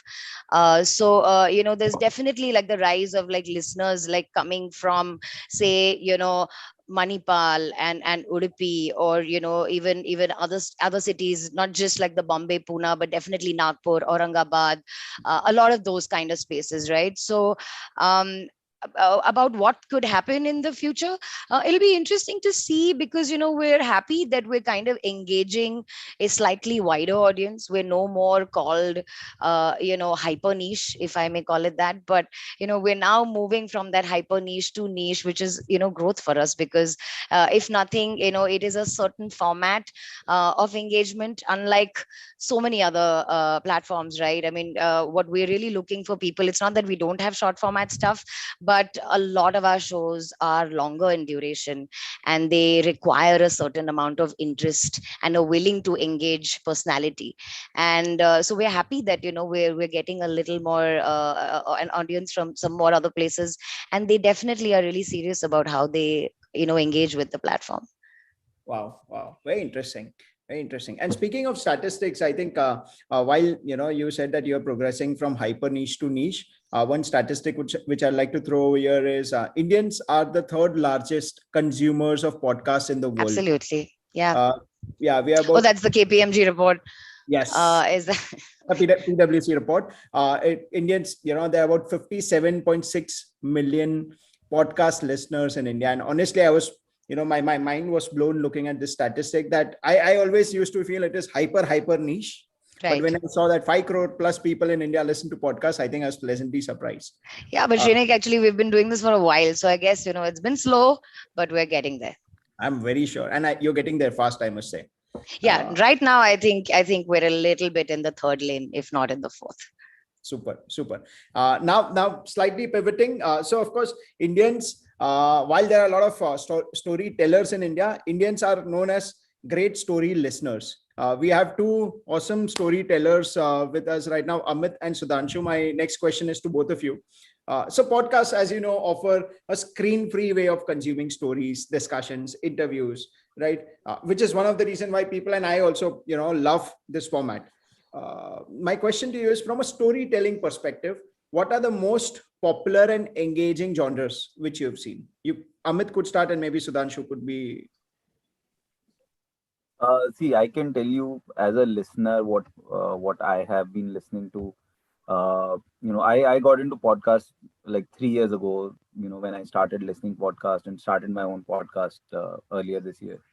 Uh, for me, what I find interesting in a podcast is when I come to know of real stories. Like I'm a big fan of history. I'm a big fan of, uh, you know, uh, a lot of facts that we don't know. Okay, so like the whole, on Spotify, there's this podcast called the ISRO Story, which is done by Harsha Bhogle. And we didn't, we've not even read it all in textbooks. Okay, so those are the genres that I like more on a personal basis. I like listening to, a lot of such stories, whether they are from India or outside. True stories is what uh, I like. But another thing that I saw when I was traveling outside India, it was not purely podcast, but I was, in a cab, and I think I was in New Zealand, and they were promoting my show on radio, and they would play my stand-up acts on radio, and I could see that, I took a cab, and 70% of the cab drivers in New Zealand are Indians, Indians or Pakistanis. That's so they're students or retired people. Right. And I could, he didn't know me, but he was still laughing. And that's where I felt that, the audio medium purely, sometimes for, comedy also might be great. But I don't think that has been explored completely. I could be wrong, but I didn't really feel that, we've explored it that much, there. So that's my input as of now. Lovely. Sudhanshu, you can probably add more. You way more experience than me. But just a moment. I'm curious. Did you tell the taxi driver that it was you on the radio? No, I didn't tell him, but I was just watching because I like seeing people's reactions to different things. So I'm more of an observer because as a stand-up comedian, that's what you do. You observe people, you create characters that you take to stage. So I was just watching him, and I realized that it's not always that you have to watch a YouTube video of a stand-up comedian to laugh.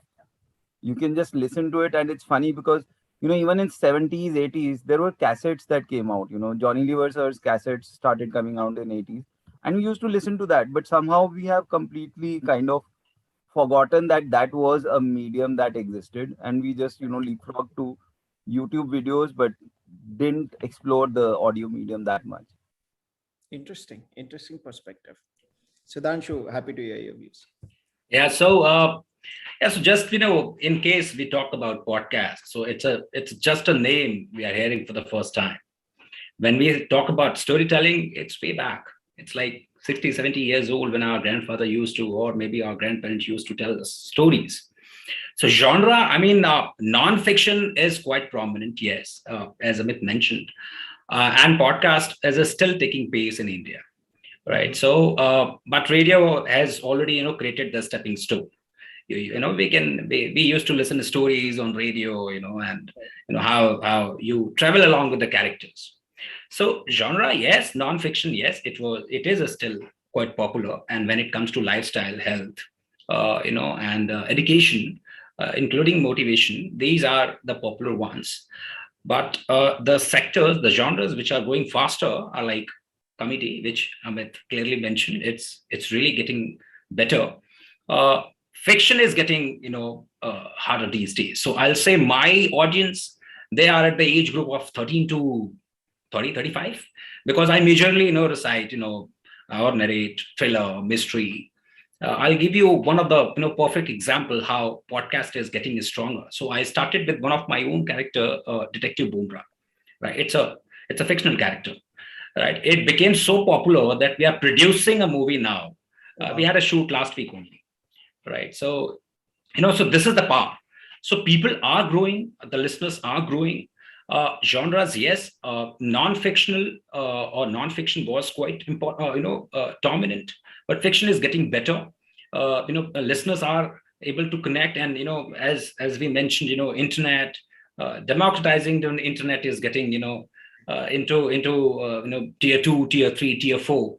Earlier podcasts used to be in English majorly, so now if you talk about regional storytellers, they're getting popular because they're able to connect with the regional audience. Maybe, let's say if you move towards regional population of UP, you move towards Gorakhpur, you move towards Azamgarh, you move towards Allahabad, or maybe in interiors of Punjab, or maybe, in southern markets. So regional content is getting more popular. The reason being, masses are able to connect. They're able to actually, sink in with the narrator. So I think, yes, fiction is getting, when it comes to growth, it's growing. Non-fiction is dominant just because it follows the traditional model. It appeals to the major audience. Interesting. I want to add just one point to it, and probably partly a question to Sudhanshu also. What do you think about mythology as an area? Because I think, as the regional part grows, and I see this platform called Storytel also, which is getting into regional languages. I think, mythology would be a huge area because, everybody wants their kids to at least know the stories of whether it's Mahabharata or Ramayana. Like I have read, Mahabharata, Ramayana, but when I talk about them, I find most of the people very clueless about, the characters, their motives. And those are interesting stories, which even, not just telling to your kids, but you also want to listen to some of those stories. Is that as a genre growing? What do you see there? Because I like listening to a lot of that. See, when we talk about the younger audience, so it becomes varied when it comes to demography, right? So mythology, it's still, when it comes to the age group, it is more popular beyond 30, 35. When it comes to the age group, 13 and, like 25, that is still exploring, this genre, right? So let's say, I'll say, just as I mentioned that fiction is getting better. People are exploring, comedy, thriller, mystery, horror. So obviously, mythology will get a place for itself. But, still, I mean, since it's still growing in the Indian market, as he mentioned, after US and China, it's India which is growing. But podcast is still, nascent to the audience. If I go to radio, I get the, framework. If I go towards analytics, I see that, if I recite a romantic story, I get an audience which is above 30, 32, and it goes till 60, 65. If I recite a comedy, I have recited, narrated one comedy story as well. It appeals, right from 15 to, 40, 45, even 50. But as soon as I go into, thriller, mystery, detective, horror, it becomes compact. It starts from 30 and it finishes like, 30 to 35, it finishes there. Right. So let's see. Very interesting. Very interesting. So let me pivot back to Kavita over here. Does this marry with your most streamed podcasts and most streamed categories, the observations which were just put out? Some yes, some not. I heard both of them. So yes, humor is great, right? Like I said, Cyrus, hosts the daily with us, so you can clearly understand why and where people really like to take. In fact, now, as much as we know, we were a listen on demand, kind of platform, which we still are, but we're currently like putting out an everyday 10 a.m. show with Cyrus. So there's a lot of appointment viewing there, right? So it's kind of part appointment, part on demand. So I think that so storytelling has always been big. I think just like what Sudhanshu said, that it's such an old format. We're not new to radio as a country. We've been doing this, forefathers have just actually, it's been coming down to us from there. It's a rather easy to access platform as well, right? Across, just from a frequency perspective, you could be in one micro city somewhere and still have access, right? But I also think that, there are some new content categories that are up above, right? Sudhanshu mentioned motivation, but I think self-help as a larger, broader category over and above that, I think is huge. I think over the last 18 months, the podcasting ecosystem, us at IVM, grew a whopping 30%. And that actually came from, I think, a deep understanding of, what actually let me spend my time more fruitfully. If this is going to be a time where I'm going to be able to learn on the go, just like I mentioned earlier, then so be it. And so, yes, getting better, spending your time better was obviously a priority for, the listener or the audience at large. We're also seeing quite a huge rise in business conversations. I think what is happening, and again, if you notice a lot of these international shows, right, whether it's a Joe Rogan, whether it's a Tim Ferriss, Adam Grant, name or any of these, right, a lot of deep business conversations and easy to understand business conversations are out there for you to, as a startup founder maybe, or as someone who wants to get into a professional space. So there is a lot of that. a lot of these things that I'm saying right now come predominantly from what we've seen actually at IVM. And so yes, so these are actually our top 5 shows pretty much are from a humor, tech, personal finance, self-help. These are our 4 top categories. Wow, very interesting. One of my favorite business storytelling show is Business Wars by David Brown. That's great. Actually, we have a rather inspired format on IVM. It's called The Last Brand Standing. It's got 2 of our really biggest podcast hosts, hosting that show. It's got Anupam Gupta, really hotshot podcaster from Paisa Vaisa, and Ammi Parmeswaran, again, just an old hand at advertising and has worked with some of the biggest businessmen India has ever seen, right? And we're basically putting together a story format around Indian brands. Wow, very interesting. Very interesting. So speaking of brands, I think one of the problems which most brands face in the digital ecosystem is attention span. And I think podcasts, as an ecosystem comes with a golden hand of great retention rates, right? These are retention rates which any digital marketer would envy of, right? I'm a digital marketer. We live in a world of 6-second videos, and at times we hear comments like 6 second bahut hai. Like 6 second bahut kaise hai, right? So my question over here is to Neil. Neil, like I mentioned, podcasts, long content and great retention rates, right? Which is something we've seen. Having said that, what do you think are the next big investments happening in the category, especially for content creators / content publishers to scale up the growth of the medium? I will talk about the audio. I consider medium as the audio medium currently. I feel that category leaders in content creators, for example, right now, Ranveer, Mithpat, Mithilesh, Dhruv Rathi, these are some of the top content creators who are doing great on Spotify. And these, when I spoke to upcoming content creators within the same category, they get inspired by the likes of Ranveer or the likes of Dhruv Rathi, and they want that, okay, if they can do it, that means that our audience might also be interested in long form content. And let me tell you one more thing, like right now, most of the content creators are focusing on reach, views, but eventually the depth from the audience comes with the watch time and what is the retention which you are, able to get. That's why YouTube provides better conversions to brands as compared to Instagram. And most of the content creators has not even explored the podcast space yet. Eventually, if they are able to say get 2 times, 3 times better returns, though the distribution is less, but the returns are higher, that can also be the motivation factor. Because right now, the truth is most of the content creators are, focused primarily on monetary benefits, that why they should invest a setup for a podcast, what will they get, because the numbers are lacking in the content creation space. But what Ranveer did for the Spotify exclusive deal was quite exciting. And that shows that things like these are not only restricted to likes of Joe Rogan, and India is an important territory for publishers like Spotify. And that gives a huge boost to upcoming content creators. Wow. Very interesting. Very interesting view. So again, I think boost to content creators. And I think once there are a lot of content creators, I think what next would be a lot many more listeners. And whenever there are many listeners / customers, that is where brands walk in. Right? So I think it's a question open to all the panelists over here. What do you think, a few of your favorite marketing campaigns on various podcasts, if any of you could pick this up, and what do you think, why do you think are they your favorite campaigns, or if any particular brand would be your dream brand for a dream show? I'd be happy to hear that. So Who wants to go first? Kavita, go on.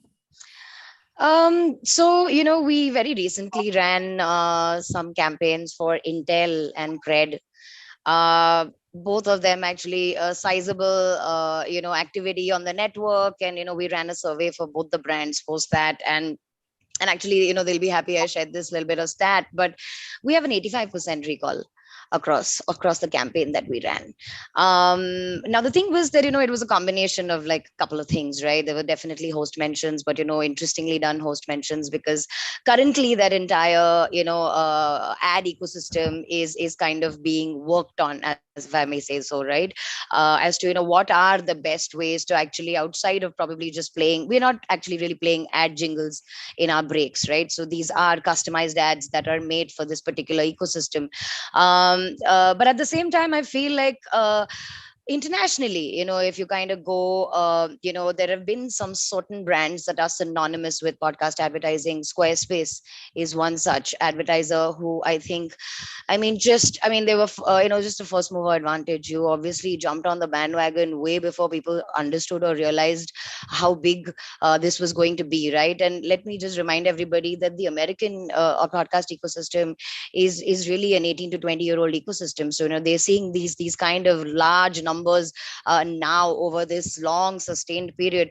But, people like Squarespace came on board like really, really long ago. And I think there are some certain aspects of like, which is something that I always tell brands, right? That it's a little bit of a chicken and egg story. What comes first? Do you wait for the marketing money to creep in, or do you wait for listeners to come in? And how do you kind of like link all of those things, right? And I think someone needs to start somewhere. At the end of it all, I think what we then do when we actually pitch to brands is that we take high quality ideas. It's an idea that is just obviously beautifully suited for audio, one, like, definitely, but at the same time that actually like also kind of puts out the authenticity of the medium in some form or way, where even the host, when he's obviously pushing a product, the host is your friend. I mean, you spend so much time with whoever you like listening to on a weekly basis, that when they recommend a product to you, it's almost like a friend recommends a product to you, and you will actually really kind of try something, right? So I think like at IVM, we were really, really thrilled to have Intel on board when we did, because they were again like very, very first advertisers with us, and it was really, really exciting because they're a brand that have sonic branding, right? So the tune, and you're talking about Intel, or so it was interesting because not many brands really go for sonic branding in any form or way, and it'll be very interesting to see how many people just actually create. Titan has that too, right? So when a Titan tune plays, that it's some version of that brand that's communicating with you. About dream brands, I just would wait for all brands to actually look at us and look at podcasting or audio in a bigger way in their marketing mix, rather than just a supplementary medium. Interesting. Maybe any of you could just pick up the your views. I'd be happy to hear your views. Neil, Sudhanshu, Amit, dream brands which you would like as a content creator on your show. See, when we talk about brands specifically in the podcast space, it has to be a theme-based initiative they usually go for, because you are actually playing with the senses of the audience. We talk about the listening sense. Yeah. So majorly, I believe I don't recall any campaign as such. When it comes to the podcast, unless we talk about long time back when brands used to play jingles, and you still remember the jingle. So when we say maybe currently FMCG brands can move forward because they connect with the masses. But again, it all depends upon the kind of platform and their listener size is. I mean, every platform will have a different demographic to serve for, and they have a data wherein they define what kind of age group and psychology of the audience they are serving for. But I think creatively, FMCG brands can do well because you can connect with the masses directly. It will be difficult for tech clients if they are not into gadgets. And if they are into gadgets, maybe watches or something, it's easy. Right. But if you are into core tech, it will be difficult for you to connect. So still, the brands may face difficulties if they are trying to promote their campaigns, because a right connect with the podcast and the narrator will be difficult. Right. So I think initially brands, those who are into masses, specifically FMCG one, can connect well.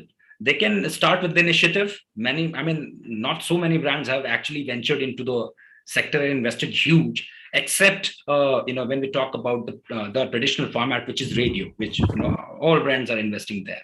Right. I So think there is. Sorry. yeah, Amit, please. That's more of my impression. I think when you look at a brand being part of a podcast, I would say a product which has a longevity should be, partnering with the podcast and not an offer based thing. Like on Instagram, what happens is that there's a 5 day offer. There's a Flipkart sale. They're like, hey, there's a sale. Use this, and all of that. Because Instagram, that's the life of your content. वो 5 दिन बाद निकल जाएगा एक तरीके से, it's gone after 5 days. Nobody is going back to your timeline and watching it. But when it comes to podcast, I think it has much more longevity.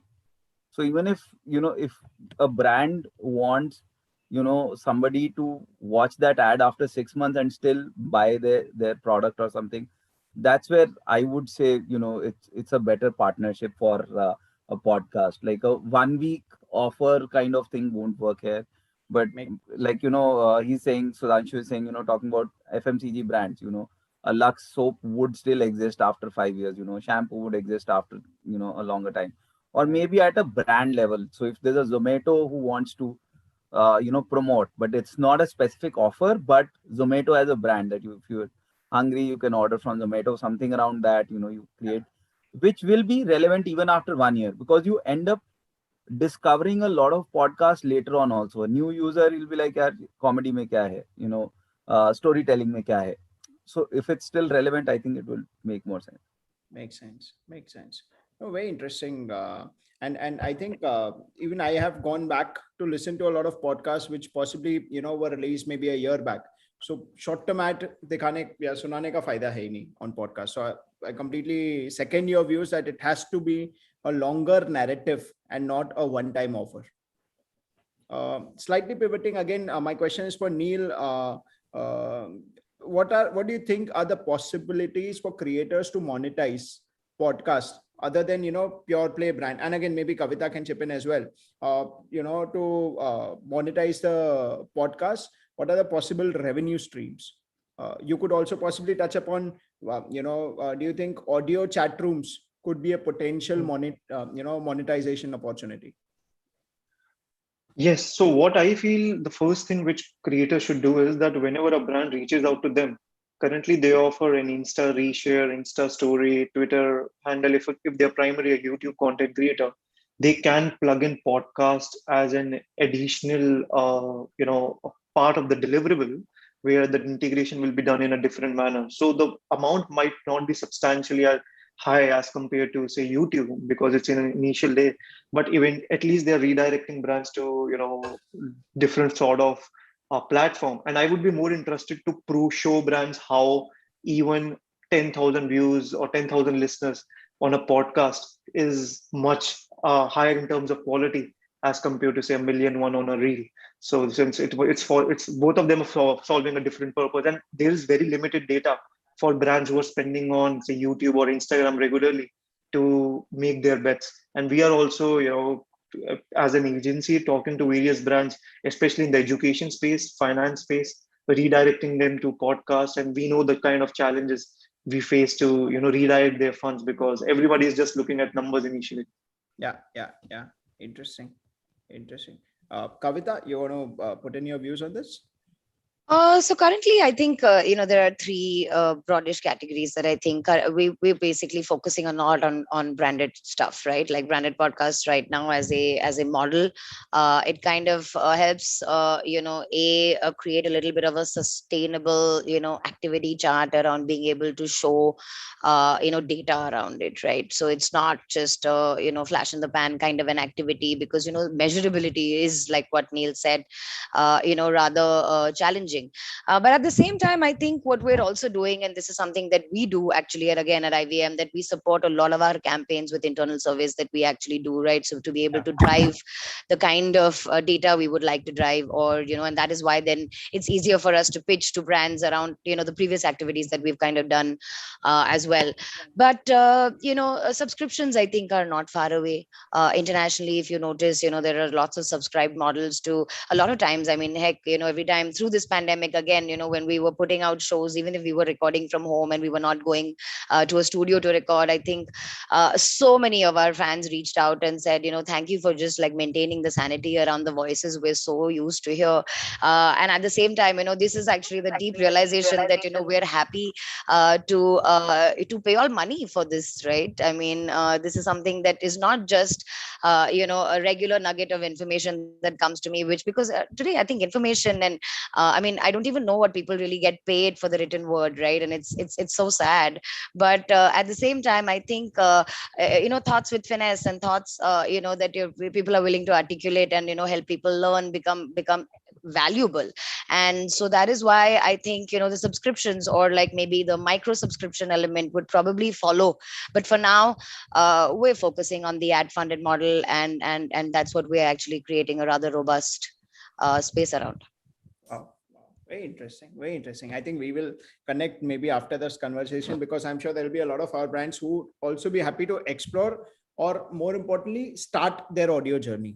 Absolutely. And the good thing is that, like pricing is not forbidding, really. I mean, outside of everything else that you spend, just to be able to give us, I'm not saying pittance, but definitely like give us some stuff that we can build a high quality idea around. So it's all about that. Yeah.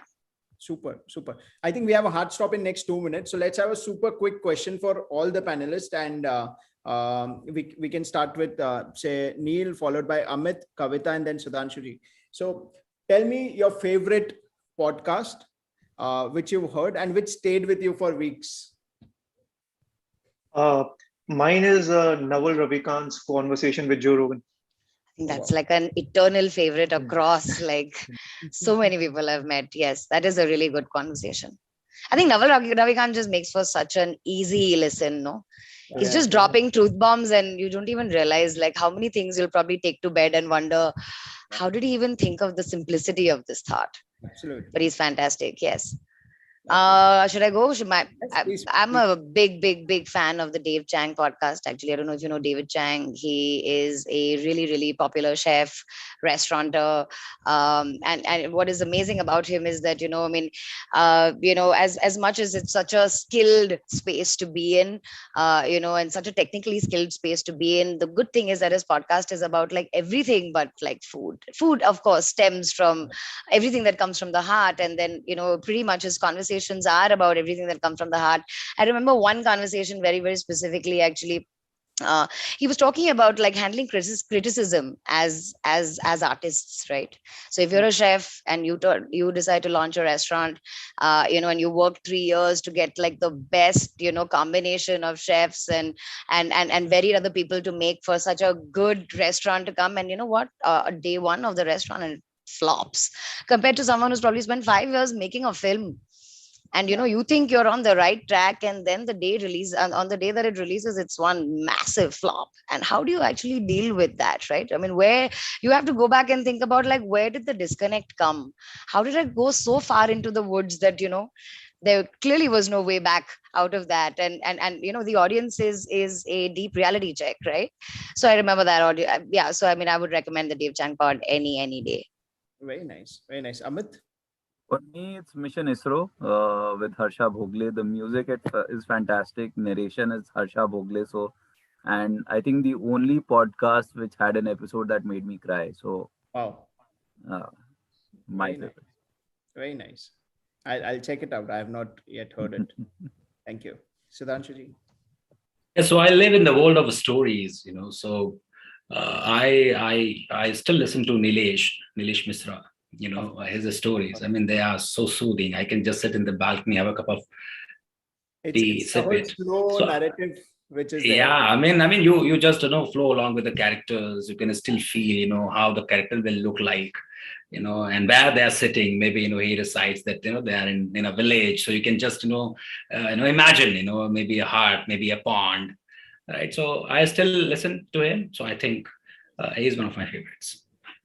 Good. And I'll end with the answer again. I was about to say Nilesh Mishra. I think one end of spectrum is the Indian storytelling skills, which Nilesh Mishra has. And the other end, which I mentioned sometime back again, I'm bringing it up again, Business Wars. I highly recommend. It's a wonderfully produced show by David Brown. listen to any episode of the show, and I'm sure you would take home a lot of insights. So that's about it from my side, guys. Thank you very much for being such a Thank you. panel. One thing which I want to tell to everyone listening this, trust me, guys, this is the sunrise category. This is a category to watch out for. And in next few months, few quarters, you would see some wonderful innovations in this category. Stay tuned. Thank you, Shani. Thank you. Thank you. Thank you so much. We are having like an honor having you all here. It was one such a wonderful conversation. And thank you so much, SCREENXX, for sharing so much in the conversation. Thank you. Thank you. So now we'll move forward to our next set of discussion, which is our last set of discussion today on online video advertising, brand building or performance tools. Guys, experts believe that online, or we can say video advertising, will now dominate the next decade. So now is the ideal time for the marketing professionals to learn more about it. So that's why we have kept this session, to know how to reach and how to improve the overall effectiveness of the campaigns. For this, we have renowned experts from their field who have years of experience in this respective field. So yes, we would like to welcome first of all Mr. Ashish Bajaj, who is the Head of Marketing, Partnerships and PR, Medibuddy. Welcome, sir. We have Ms. Samta Datta, General Manager, Marketing, Sudhi Healthcare. Welcome. We have Mr. Akshay Paul, CMO and co-founder of Penta Sports. Welcome. And we have along with them Mr. Sandeep Ranare, Executive Director, Insights Division, Kantar. Along with them, we have Mr. Sahil Khatta, actor and YouTuber. And I would like to take the opportunity to say Mr. Shekhar Banerjee, Chief Client Officer and Head West, Wavemaker India, to please moderate the session. The stage is all yours, Shekhar.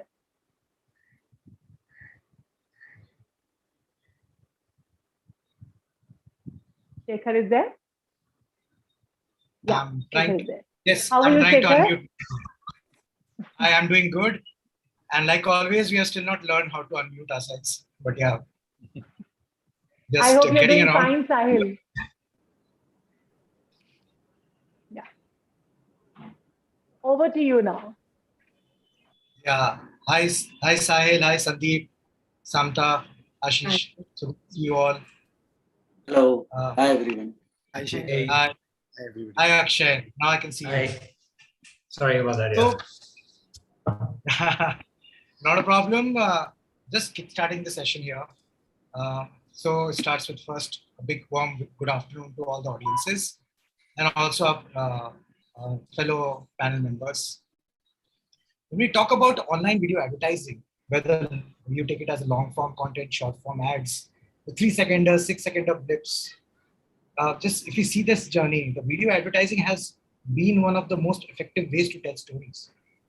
In fact, as per Group M TYNY report, digital advertising in India is growing at by 32% currently, and bulk of which is actually powered by adoption of video formats. We can also see platforms like Google, Facebook, or e-commerce platforms also today. More and more are bringing in a lot of video advertising formats. Also, me being at Wavemaker, I personally work across clients like Netflix, Mondelez, FirstCry, L'Oreal, Vodafone Idea, ITC, and many more. And we are seeing very unique use of video format as part of their full funnel digital strategy, not just like reach building, but also across the funnel. So there is a lot of action in this space. And lucky I am that I have such an esteemed panel with me today that we can talk it out and take their opinion also on this, how it's shaping, especially online video advertising in context of the debate that we have is brand building versus driving clicks or immediate performance, what we call it as. So let me start a bit broad first, and then maybe zoom into a bit more core subject. So this is the first question. And maybe Ashish, let's go with you because you were introduced the first here. We know there is no format which is as immersive as video. But do you believe video advertising is as effective on digital versus other medium that we have seen for so many years? So thanks for having, first of all, and Shekhar, glad to meet you after so many years as well. And the full-grown beard looks amazing on you. So if moving on that makes me a less of a competition to Sahil there. Otherwise, we would have merged, I guess. I think we look brothers, so I'm okay with that. Yeah. So, see, does video make sense? But if you look at there are a couple of angles when you look at into video advertising, driving clicks, or what for you. One, if you're just comparing it with your performance markers, then of course not. But I would like to answer this question in a broader brand spectrum point of view, and then I'll give you a certain aspects of measurements that we have seen for ourselves at Medibuddy. So I'll tell you, we did a campaign which was TVC video campaign led. I'm talking about your regular 30 seconders. And of course, there were part of your 3 second and 6 second bumpers, but it just gave me a bump of around 28% in my organic installs. Come the recent campaign, which we just finished, it was more of a thematic campaign. And that thematic campaign had a lot of online publishers producing content. And there was no single brand TVC in that, okay? And it was all driven through thematic content. And the theme was around a fight for freedom. It was topical as well. So, but it ended up giving us 45% increase in our organic installs. And I'm talking about week on week growth. And that campaign stood for around 3 weeks. So if I may say, if you're looking and your top ranking parameters are at a level where you're looking at organic growth and not just looking at from a performance angle that just driving the clicks or visits to my platform, I think video will do a lot of justice to you. Yeah. First, I must say that these numbers are massive. The growth that you're talking about, they're so massive. Definitely when you compare to any other categories also. And we know typically the platform typically native digital brands have a very different growth trajectory also when they first start advertising, whether equity or whether we talk about performance. So first of all, congratulations on that. Thank you so much. So we're talking about 9 publisher producing around 24 videos in a span of 3 weeks. So that's the gamut of it. Yeah. You're also talking about while you're advertising using video as a format, but the agility that is involved in video advertising, which otherwise is not seen in traditional category. And that's where I would actually shift it to Samta. Means if you can come in here and talk about it, because this you heard about the agility and the number of assets they created on video and a very different way of looking at it. And obviously the bumps. What's your take on this one? Firstly, congratulations, Ashish. Those are astonishing numbers. And thank you, Shekhar. I think, somewhere I have a very broader view of this. Essentially as a topic also, because yes, I do. These numbers are so tempting and they're all part of our KPIs and my team's KPIs and everybody's KPIs. But, I think the temptation to follow through these numbers are always increasing. But at the same time, one cannot sort of see that these are just, one have to sort of be a little realistic that, as long as it is building the theme of the brand, that in the case, Ashish, that you were saying that it was thematic and sort of build in the brand, what it stood for, it's great. But if it is about under the pressure of being on, content or on video, just because that you need to be there, I think it is, it's like an instant validation that will, make the baby cry after 15 minutes again. So, I think one has to never lose sight of a long-term perspective here while, going through performance. Because of course, if you're not performing week on week, month on month, of course, you don't have the vision for future. But at the same time, one cannot be very hyper-focused on monthly, quarterly performances and lose sight of what you really are doing. Because essentially, when you look down 1 year, 1.5 years, if you not really move the needle and connected with your core consumer, no amount of effort would really help. In a broader sense. That's a fantastic point, Samta, you made. Actually, I'm going to come back to that question again, and I will deep dive a bit more. But before I come to that, which is the long-term equity versus the short-term results that you're touching upon, let me throw the question to a very different and bring in a very different perspective from the content side. So Sahil, to you, I wanted to actually ask this: that there is a video content ecosystem, and there is a lot of brand building happens within that space also. Then there are these video ads with skip buttons. Yeah. What will you back more, and do you see different roles for them, or for that matter? So for me, when it comes to advertising, I think that's more of our bread and butter when we do it on YouTube, right? And with all those seamless integrations that are done intelligently, not just saying आप हमारा product लीजिए क्योंकि उसमें ये है, actually seamless integration which is relatable, maybe quirky, maybe emotional. It doesn't matter what kind of emotion या what kind of rus it's backed by. वो सबसे ज़्यादा direct hit करती है जब seamless होती है और relatable होती है. And I think most of it happens on digital. And I love the fact that you use that term by 32%. Every year, digital advertising is growing. I come from an era, we created YouTube advertisement when there was no YouTube advertisement. We were the OGs. Like, there were people going out from our sales team, and everybody used to be like, अरे ये digital marketing क्या है? ये क्या है? मतलब मैं YouTube पे क्यों अपना brand डालूंगा? सब कहते थे रुक बेटा अभी के लिए कर ले, नहीं तो बाद में पता नहीं चलेगा तुम्हारे को कि कहाँ निकल गया है ये सब. And actually वही हुआ है. I think वो सारे brand managers, and I'm sorry to say, वो शायद उनका job वॉब मेरे को समझ नहीं आया कि कहाँ होगा अभी. Because at that time saying no to YouTube advertisement or digital advertisement was probably the cool thing, but later on digital advertisement became the thing. I know brands who don't want to do TVCs, who only want to do digital branding. So that's where the spectrum is in terms of advertisement for me. And I think it hits very, very hard and very direct, because right now it's become personal. I am loitering around in my bed, probably on my table, just looking at a screen, and it is giving me a message which is hitting me hard. And that's how I think it should happen. It can't be anymore. A lot many times it is like that even now, but it can't be Amitabh Bachchan selling कि आप ये वाली गोली खाइए आपका पेट ठीक हो जाएगा. It has to be a guy जिसका actually पेट खराब है और आपको लग रहा है कि पेट खराब होगा. People still think Amitabh Bachchan doesn't go to the toilet. In India, he's like such a big guy, but you can't relate to these things. You have to make it much more relatable. So I'm pro digital advertisement, come what may. And I love how the rainbow has changed colors and everybody is putting in much more money into digital rather than TVCs.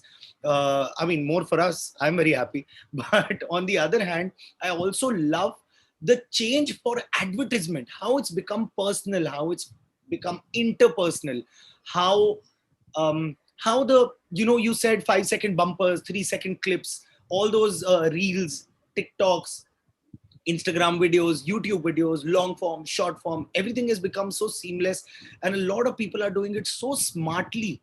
I still feel, Ashish bhai, congratulations on the numbers. I still feel that when you're digitally advertising, I don't think it should be about numbers. It should, I really don't think, because it's about spreading the word. But this is my personal take, and please, I mean, it's my personal opinion and nothing to anybody. मेरे को लगता है कि it's more about brand building when you do it on digital. It's more about recall because it's so personal. आपको numbers करने हैं ना, आप direct campaign कीजिए. Whereas, you want those numbers to change with downloads, with a lot of other things. But advertisement should be sacrosanct, I feel. Done, Shekhar? Yeah, interesting. I think maybe my voice is, I hope my voice is coming through, because yes, I can see a bit of frozen screens also. But yeah, Sahil, very provocative, the way you are actually putting this point.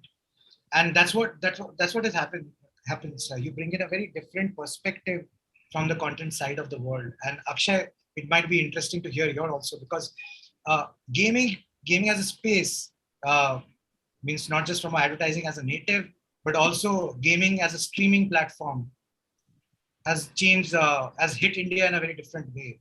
Last what I knew, roughly around, the numbers are in serious 3-digit millions in India on number of people who are basically watching just game streaming. So what's your take, and therefore the video advertising again in that context? Yeah, thanks, Shekhar. Really glad to be here on this panel. Building on what Sahil said, actually, I do agree that digital is the future. I mean, everybody here on this panel, I'm pretty sure agrees the same fact that digital is the future. But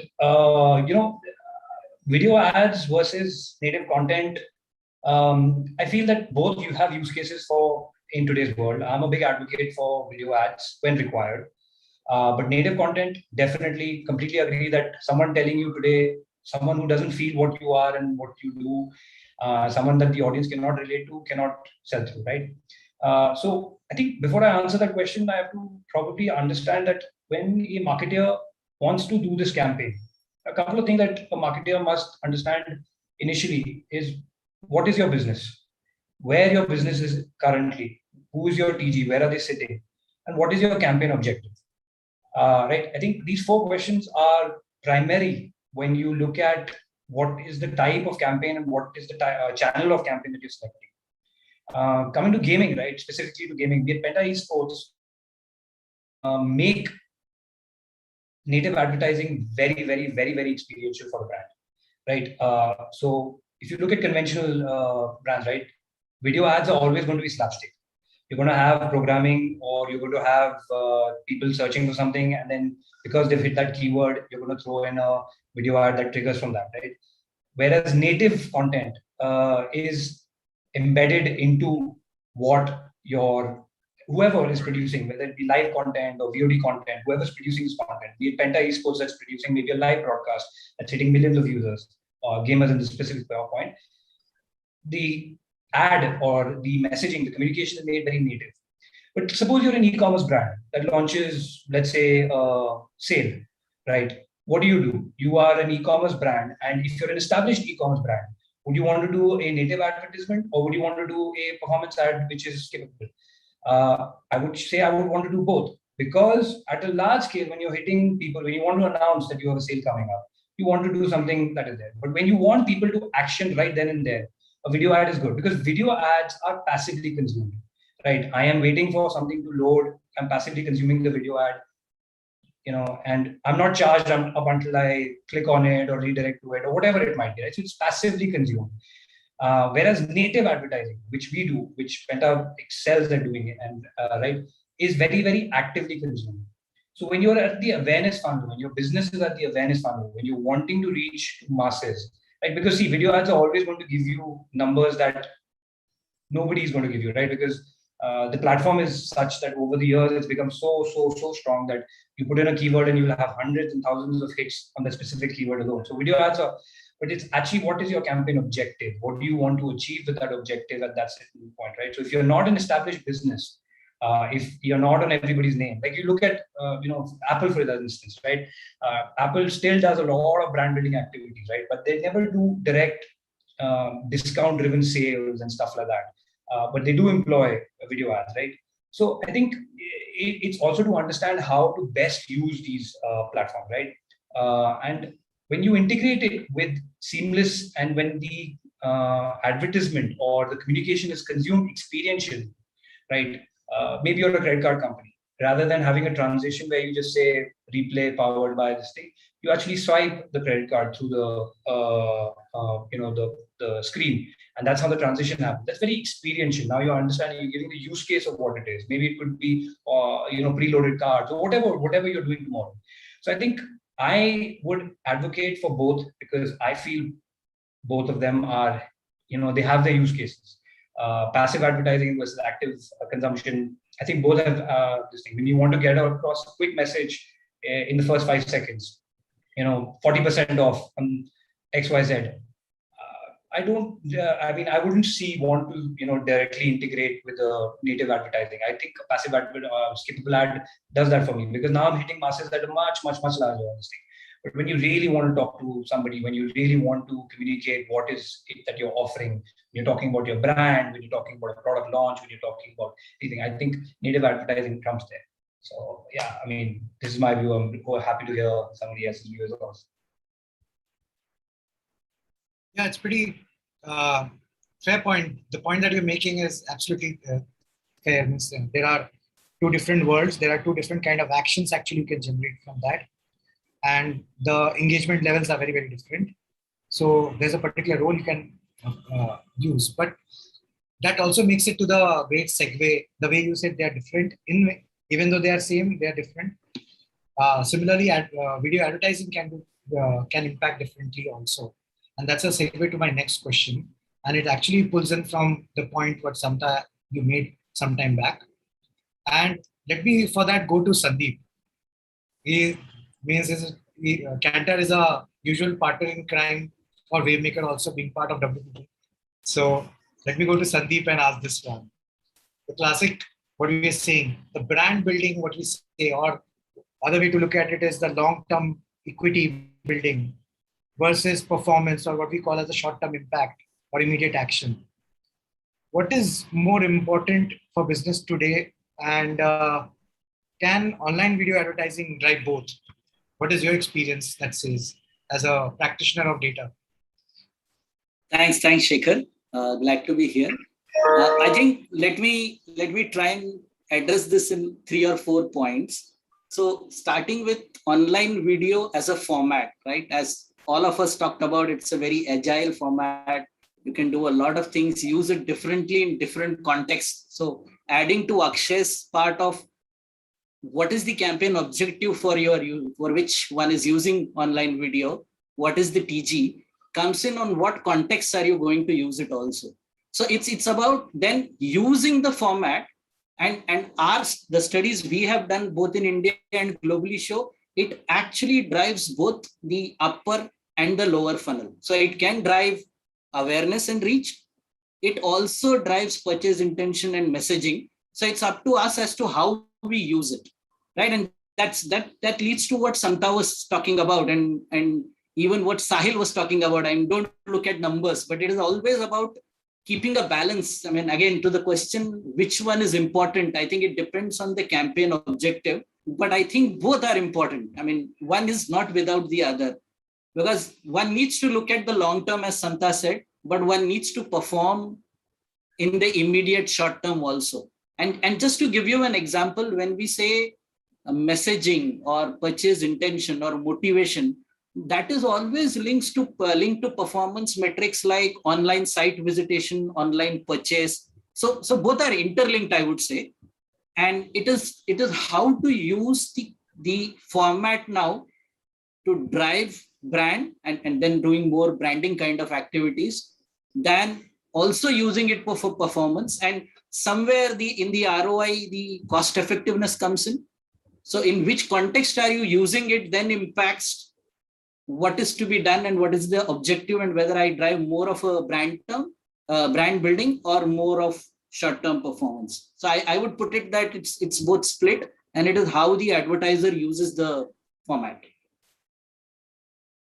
Samta, do you want to add something to the point, because you opened this topic right up front? I completely agree. I cannot agree more. I think I see them as one universe. I don't see them in parts. Depends on, like, I mean, of course, what Akshay said really makes sense. And, in the world that we are living in, of course, we can fragment and find where do you plug in what at what point. But I think if you see a larger picture, you have to see what you're really doing, what kind of consumer you're really targeting. Are you really targeting, like Sandeep was saying, on the top of the funnel or the bottom of the funnel, right? And what would that mean to that consumer? So it totally depends. I mean, one cannot, and they coexist. The one cannot exist without the other. Having said so, I'm a fundamental believer of brands and whatever they need to sort of be connected with the consumer. Sometimes, I mean, it can be array of things. It cannot be one thing alone, so in that sense, one should not I mean, I am what actually freaks me out sometimes is when we are too close tied with those, those numbers of efficiency or click rates or open rates. When we are, I fundamentally believe data gives you all the answers you want, but you should not take all the answers you get. So, if we get tied down to that and we start celebrating those small wins, like, oh my God, I made the difference, you end up doing disservice to the brand because you got happy halfway in the journey. you know, and that should not derail, especially young managers, to sort of look at data or, try to do marketing that only, angles to that data. That's what I believe. Moving on, my next question is about the changing digital landscape as such. Means especially the growth of UGC platforms with strong celebrity and influencer play that is there. Uh, YouTube has been around for a very long time. We know that. Means, but the landscape furthermore changed when TikTok came in. Now TikTok is not there, but then Reels, Merge, and many more platforms are coming, which is coming to short form. So there's a bit of a play of what do you say, traditional advertising, which is there in terms of video, brand story, or when you use celebrities and influencers on the platform and bring them together to tell a brand story. Some of them actually have turned out to be very effective in driving performance also, like what is called the new norm of social commerce as such. So quite a lot is happening. So how you see them all fitting in together actually? Means maybe Sapta, you can go first on this one again, because the landscape is has an impact on how you actually do your brand grows. No, I mean, you're exactly right. I mean, of course, these actually give us a lot of, power to the marketers today to sort of be very agile and try and, use various things that you have at your disposal to sort of engage with the consumer and, keep them more closer and closer to the brand, keep them very solidly connected to the brand.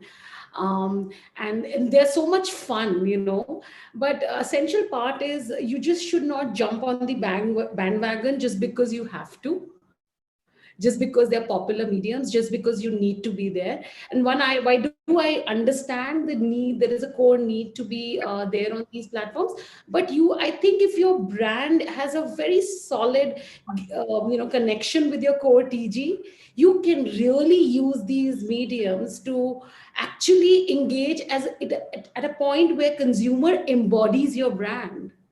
What I mean is like these crazy filters that you're getting on Snapchat today, and TikToks and all of that. If everybody, every core consumer loves your brand, feels for your brand, they will embody it.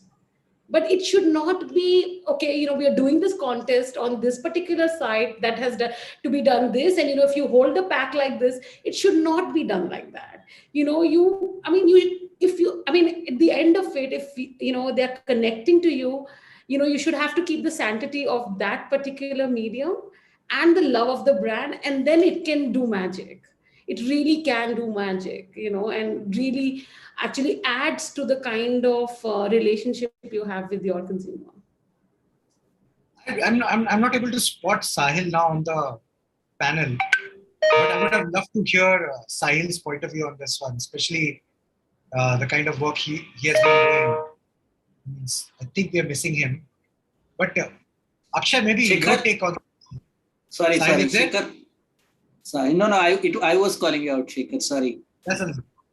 No, I just wanted to add to Samta before we move to Akshay. Very short. It's that. I mean, it's an analogy, and you may Samta reject it, but the way there was this whole discussion of how do I select the right celebrity or endorser for my brand, the way the digital formats are evolving, somewhere it is also trying to see which platform do I go into, how does it connect with my brand for brand building. So it's become a double task of platform plus an endorser plus the brand coming together to say what Samta was saying. Sorry, that's what I wanted to add. Absolutely. Over to you, Shekhar. Fantastic point, Sandeep. Actually, with life of marketing or brand building has become very complex, and that's why I wanted to check Akshay's point of view also, especially because let's take it this way: some of the biggest influencers in this space are from gaming field also today, and the kind of impact they create in, especially a certain TG's life, is unbelievable. So, yeah. Sorry, Shekhar, you were saying something? No. Your view. Yeah. Yes, I feel, I I do agree with Samta and Sandeep that slapstick branding, even with an influencer or a celebrity, isn't going to give you any mileage, right? But what is very, very important, I feel, is that celebrities, and let's start with celebrities from gaming and from non-gaming, right? If John Abraham tomorrow tells you to buy, beard oil, I don't think that'll work, right? Because I don't remember John ever having a beard. If he tells you to probably use hair products, you'll probably be. But if you feel if John tells you to buy a biker jacket or a biker boots or something, because that's how he has conventionally lived his life, right? People know he's a biker, right? You could look at Millet Stone, right? And I'm not even talking about the big brands that Sai was talking, big celebrities like Sai was talking about, because they lost a lot of things, right? Talking about maybe a smaller, little in comparison to them, smaller, not smaller, but in comparison to them, smaller.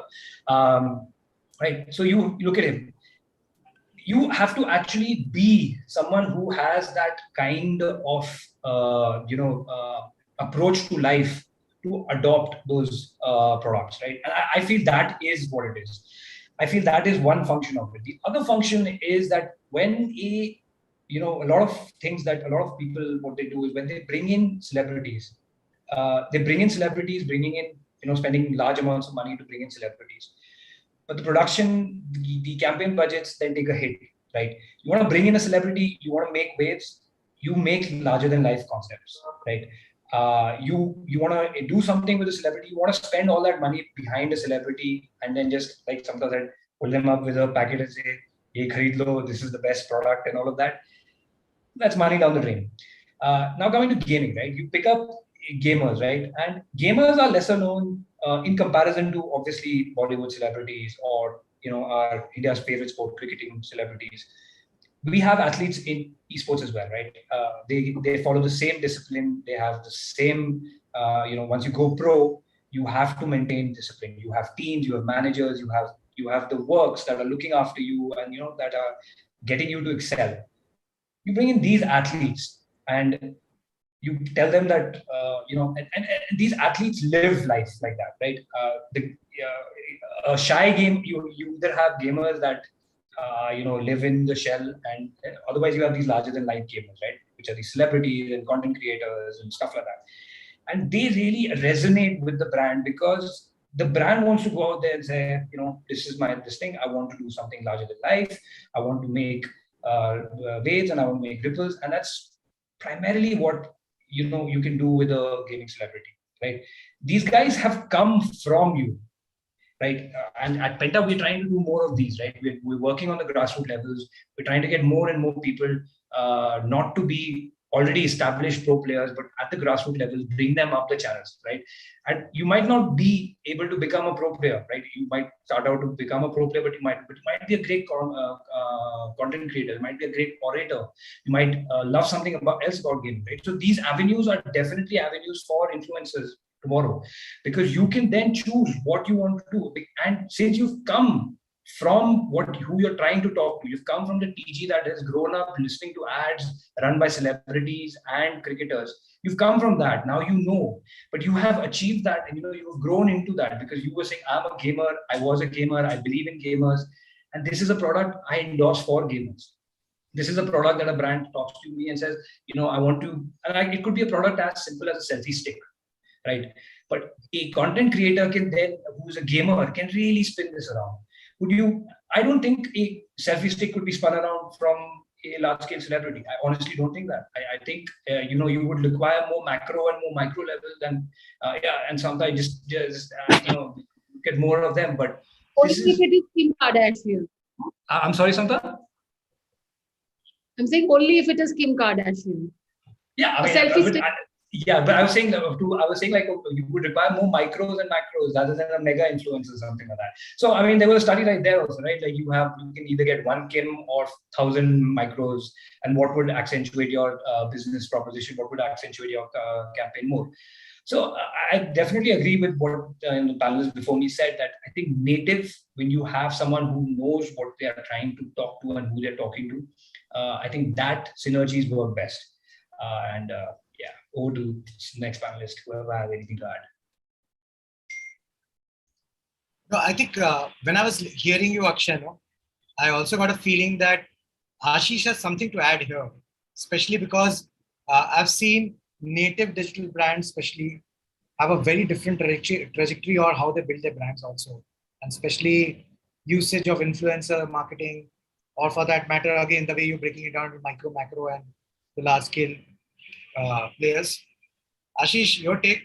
What do you feel about this evolving space? Yep, absolutely right. So from a native point of view, and even let's talk about the context of gaming as of now. A couple of years back, we did something for Ola for Tuk Tuk. Tuk Tuk is one of the largest installed downloaded game in Chennai for playing auto ride games, auto racings. We branded that. That's native advertising to the core, where the autos that you're saying are looking at the autos which are on ground and that are Ola branded. So it had its different high altogether with the lovers of Chennai. And sorry to, but I'm a guy who works with the numbers every time, though it is in a short term or a long term. But that's how I see the creativity into whatever I do from a strategic point of view. So even then, the Chennai was our biggest market, and if anyone who resonates with Chennai will know that the auto drivers don't agree to your rates that you say, and they all agreed to 49 rupees for 4 kilometers. Okay, so yeah, so that is the kind of impact that it generated into the market, and it became our leading market for Ola Autos. And moving on, like how Akshay was also saying, Santa was also mentioning, and Sandeep also pointed out, yes, of course, we all know that what are the right and the wrong things when we are planning the influencer campaigns, and agreed that now it's not about 2x2 quadrant. Now we are talking about 3x3 or a 4x4 quadrant while we are making the plans. So it was earlier just simply cut down, oh, this is below 10K followers. Let's just put it into the micro. But now what is happening is I'm also looking at an engagement score that 10K is having even bigger than a macro influencer. Also, we are putting a filter of saying whether this guy works in my top of my markets or not. Whether this guy from his background point of view, does it make sense for him to be resonated with digital healthcare, or he's a guy who's always drinking and boasting about it. So it adds on to a lot many filters than just left over to the objective. I think this game is big. If you play it right, and I think it can build brands even looking at shorter duration exposures as well. That brings me, so if you realize, we ended up talking about the variety of things. We recently talked about video advertising in form of influence, using influencers. Then there are platforms which have video formats, long form content, a variety of platforms that we can, video platforms we can use to actually communicate today, our brands. That brings down to a question of the massive fragmentation that a marketer faces. That means your monies are getting divided through multiple channels. There's a huge duplication between all these platforms. That means you're reaching to the same audience again and again. And that typically leads to a low return on investment when the duplications and everything starts going up. So the question is, do you think the ecosystem is performance ready yet? I mean, especially brand, we understand there's a role of duplication in that. Because the repeat frequency also adds to as reminders, and it does. But do you think it is performance ready? Are you able to attribute success? What's your take, Sandeep? Maybe first you, again as a data practitioner, what do you see first, and maybe after that I'll come. Yeah. No. I just wanted to add that in this, I would add on to something, and as Ashish says, data coming from a survey done with marketeers and advertisers, so not consumers now, because it's a question for how, and as digital gets more and more fragmented, because we say it is fragmented, but it is getting more and more fragmented. They are saying, and again putting a number 8 out of 10, 82% to be precise, saying it is very difficult to assess ROI or measure ROI, especially on digital media, now, and that's what we have seen year on year, and the number hasn't gone down. So it's remained in 80s, and we do this survey every year, globally and in India being covered as a part of global survey. So it is difficult. And also to the point Samta made earlier, that actually if you ask, all the measures are there. Everything that you want is there, but just that the part where when a new platform comes in, or the number of new platform coming in are at a larger speed and rate than the way we are able to catch up in terms of measurement, I think there is a gap. But performance wise, there are a lot of measures that can tell us, as Samta was saying, and are we taking decisions midway rather than waiting completely to say that yes, something is working or not. But I think we should look at it holistically, and that's where the challenge is. Ashish, what's your take on this one? Especially because you deal with data streams which are like almost real time. Every second update you have. Absolutely, yes, and it does. And even between the two campaigns, it's not more than say 5 days or 6 days. So that is how, at what pace it is working. Of course, like Sandeep is mentioning, more and more options are getting added for an advertiser to start advertising on. And the beauty of the part is that your audience is there, and it's increasing the duplication. Of course, yes, multi-screen attribution, how much ever you want to be right on it, how much ever your pixel is throwing you the correct data, and your branches are passing you the right, your events are passing you the right data, you will definitely find a problem into it in terms of when you look at how much revenue am I driving out of the spend that I've done. It is deteriorating. I must say in the last 5 years, it has exponentially deteriorated.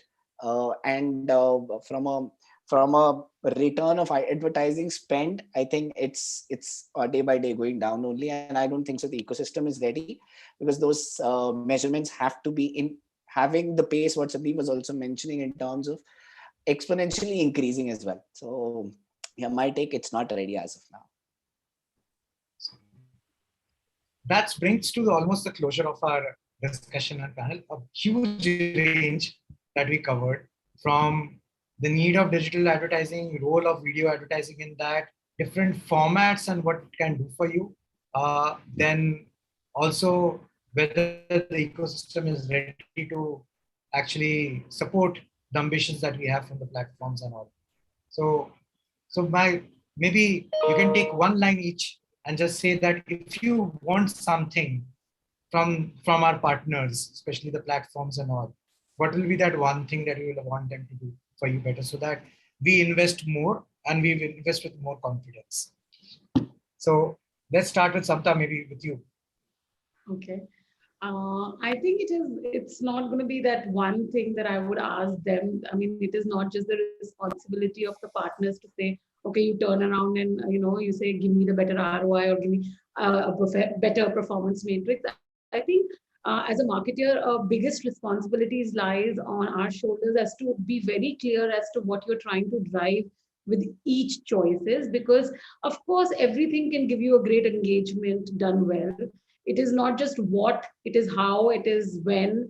A lot of parameters come into play, and I think there has to be some amount of I think appreciation on risk taking that marketeers should also be evaluated on.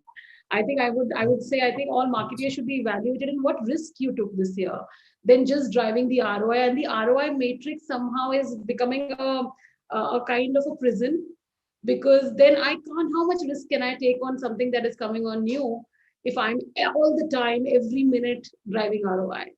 So I think as an industry, we need to move beyond the ROI and find newer metrics to overall evaluate marketing, not just a particular platform or not just a particular communication. Understood. So basically you're saying more choices from the platforms in terms of decision making, and more from marketers, you expect they should be also evaluated on taking more risks. Fantastic, actually. Yes, I think that's where I think the work needs to be done.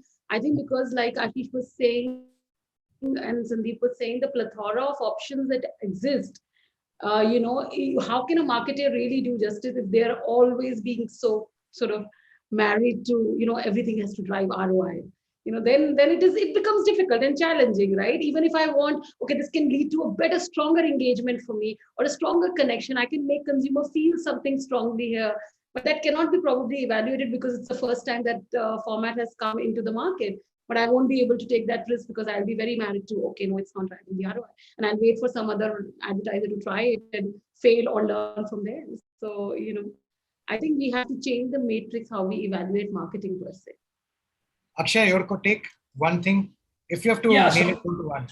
I think Samantha, that is a fabulous point. I think another thing is that I feel just marketers aren't given their due diligence. In today's this thing, digital marketing has become borderline sales. Conventional marketing was, it's about, you want to talk about your brand, you want to build a brand, you want to communicate, like she said, you want to resonate with the audience, you want to connect with them. Yeah, you don't want to be like, sir, topi nahi hai, aapke paas topi kharid lo. That was, that's a function of a lot of things, right moment, point of sale, how much money the consumer has, and all of that, right? I think another thing that marketers should do, right, and I think a lot of companies don't do this, is the marketer should have a say in products. I think if you want to put the onus on a team to drive your sales, you should, if they have the skin in the game in the outcome, they should have a skin in the game in what is going into the product as well. I think just for very simple thing, you can pick up any product in the world today, right? You're making it with some form, whether it's a consumable product, whether it's tangible product, intangible product, whatever it might be. I think the consumer marketers need to understand and give their feedback into what goes into product development also, right? A lot of companies, I won't say work in silo, but a lot of product definition is done by product teams and design teams, something, and then they take it to marketers and say like, this is ready. Why don't you take this to the market and figure out how it can be done? I think that's a broken piece of chain, because in the end, driving sales, it's you can't build those stories if you're not vested into what goes on to build your product. And that is something that I really, and sometimes maybe you and I can connect offline also. Would really like to is just something, but that is something very, very, I think very, very close to hits home hard, because you need to because they are the ones that are going out in the market, and whether it's research, whether it's understanding what the consumers are buying, what are buying patterns, whatever it might be. I mean, obviously we discussed the overlap of this thing, like channel and everything, but I'm saying there's a whole plethora of things that go into when you're digitally advertising a product, right from who you're selling it to, how many times are you selling it to, how many times are you, all of those things, right? I think the whole funnel that you build, that is the awareness, consultation, and conversion funnel, I think this can be built only and only if you understand the product. And once you understand the product, forget any marketer, as a human being, you would have something to contribute. There would be something that you would want to come up and say that, it might be junk, it might be, not relevant at all. I think that kind of involves marketing teams more. I think that was, and yeah. I think we have overshot our time very badly now. That's sort of the message is saying to pop it up. So with that, let's actually hand it back to Namita, and we Thank say you. Yeah. Of course, yes. Thank you so much to all our distinguished speakers. I was listening to all of you, and thank you so much for putting your best knowledge into the discussion. It was such an enriching experience listening to all of you. Thank you, Ashish, Sandeep, Samta, Akshay. Thank you so much. Thank you. And my special thanks to Shekhar also for moderating the session. You brought out the best out of all of them. Thank you so much, Shekhar. Thank you. Thank see you all. Bye-bye. See you. Thanks. Bye. Bye-bye. Take care. Bye. Bye. So now is the time, like the most awaited time for awards to happen has come. But before that, I must tell you that as in the previous 2 years for 2021 Summit and Awards, SCREENXX 2021 Summit and Awards, we have received an enormous and massive response from the industry and several landmark works too. So before starting the award ceremony, I would like to have a look, and I would want you all to please have a look at the special awards AV and sponsors AV that we have with us. Can we please play that?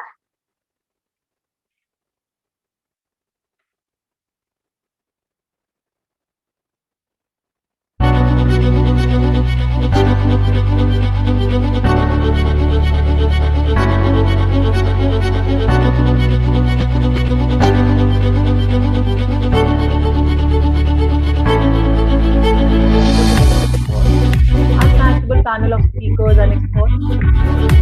Great participation, and this has truly made this event. There was so much to learn and gain, unmatched the panel of speakers and experts.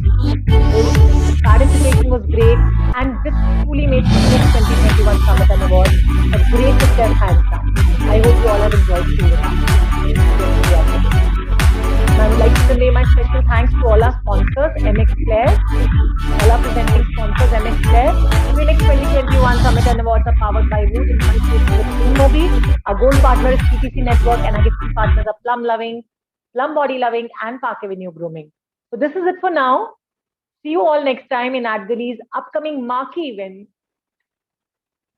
Hello.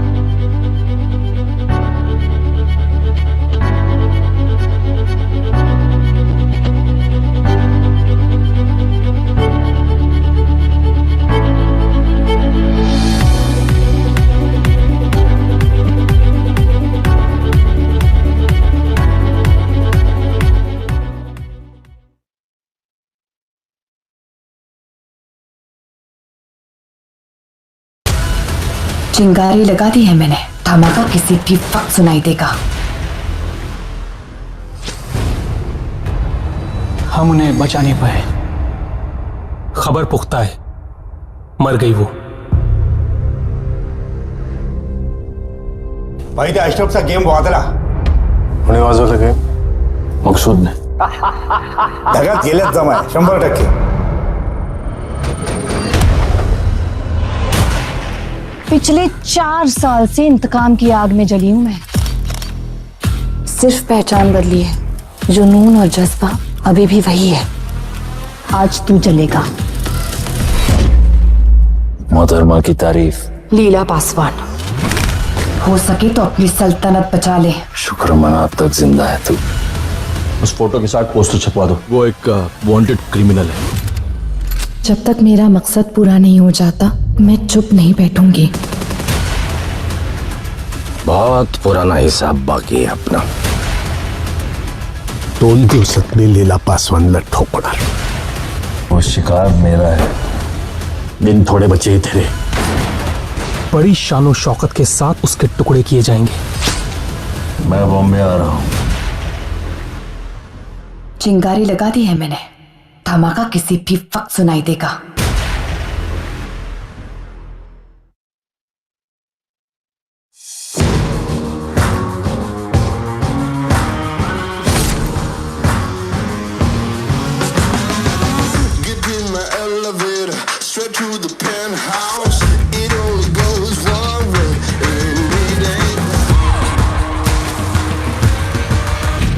Game बहुत लंबा जाएगा लोलाक।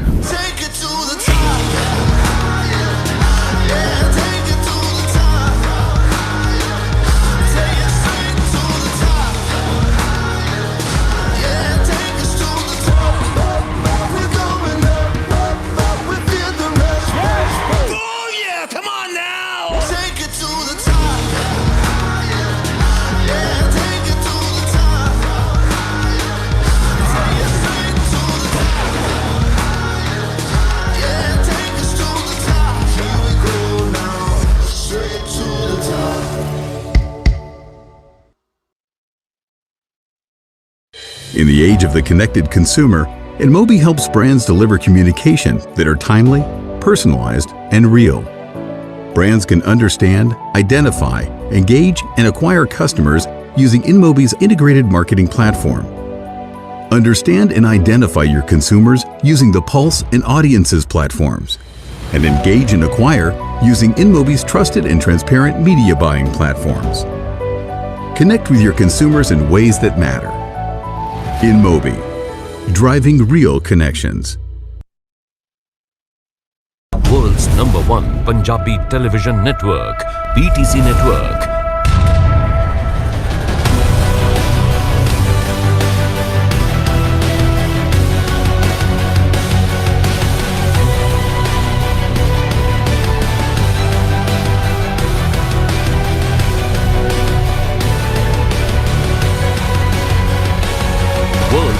Punjabi. Have you?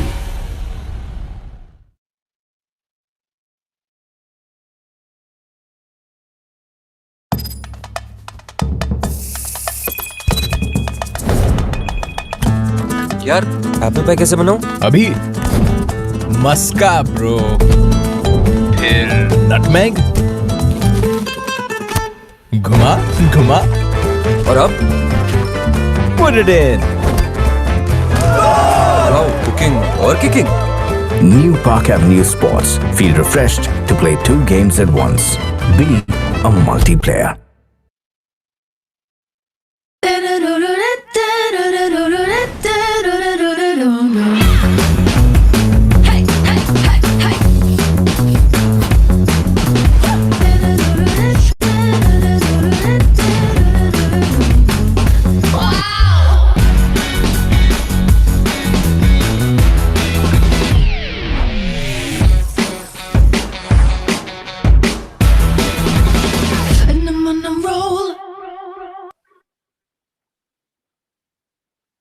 So without further delay, let's start with our award ceremony segment. Can we play that on screen, please?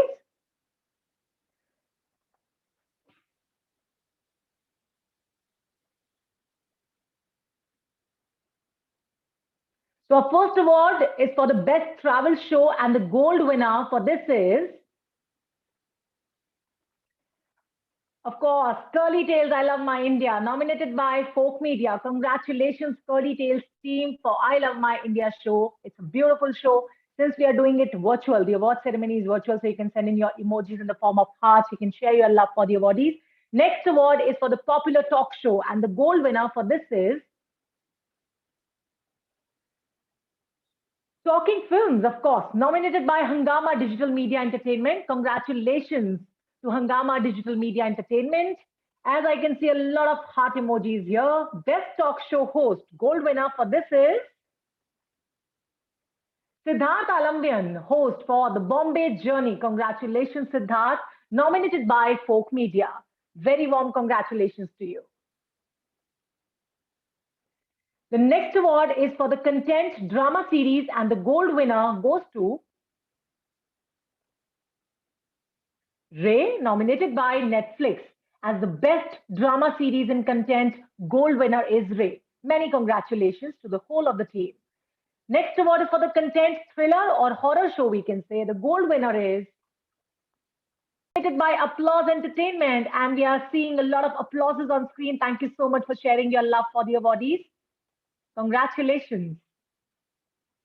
Next award, content weekender show, and the gold winner for this is Sunday Brunch, nominated by Folk Media. Many congratulations for winning the weekender show and being the gold winner for this.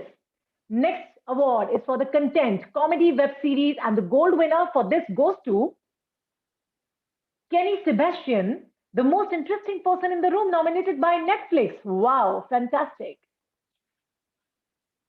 Best short film regional, gold winner for this is Tashir Ghawar, nominated by Hoichoi. Congratulations for this. Wish you many more success for future. Most popular web series drama, and the gold winner goes to Scam 1992, the Harshad Mehta story, nominated by Applause Entertainment. Lovely to see all of you sharing so much of love and good wishes to the awardees. Thank you. Most popular web series thriller, and the gold winner is State of Seas 2611, nominated by Z5. So congratulations to the whole team of Z5 for this award. Best story for a web series drama, and the gold winner for this is Scam 1992, again the Harshad Mehta story, nominated by Applause Entertainment. Congratulations to the whole team by Adgili. It's really wonderful. Best story for a web series thriller, and the gold winner for this is Chudels, nominated by Z5. Many congratulations to the team of Z5 for this one. Now, Adgali's Editor Choice Content Drama Series gold winner goes to Ratri Ki Yatri, nominated by Hungama Digital Media Entertainment. Many, many congratulations for this one. Ad Gully Editor's Choice Content Thriller Horror Show Gold winner for this is Damage 2, nominated by Hungama Digital Media Entertainment. Congratulations to the whole team of Hungama Digital Media Entertainment. Now, the next award is for the Ad Gully's Editor's Choice Popular Jodi in Web Originals. Gold winner goes to Criminal Justice Behind Closed Doors, Pankaj Tripathi and Khushbu Atre for Criminal Justice Behind Closed Doors, nominated by Applause Entertainment. I must say, many congratulations to both of you.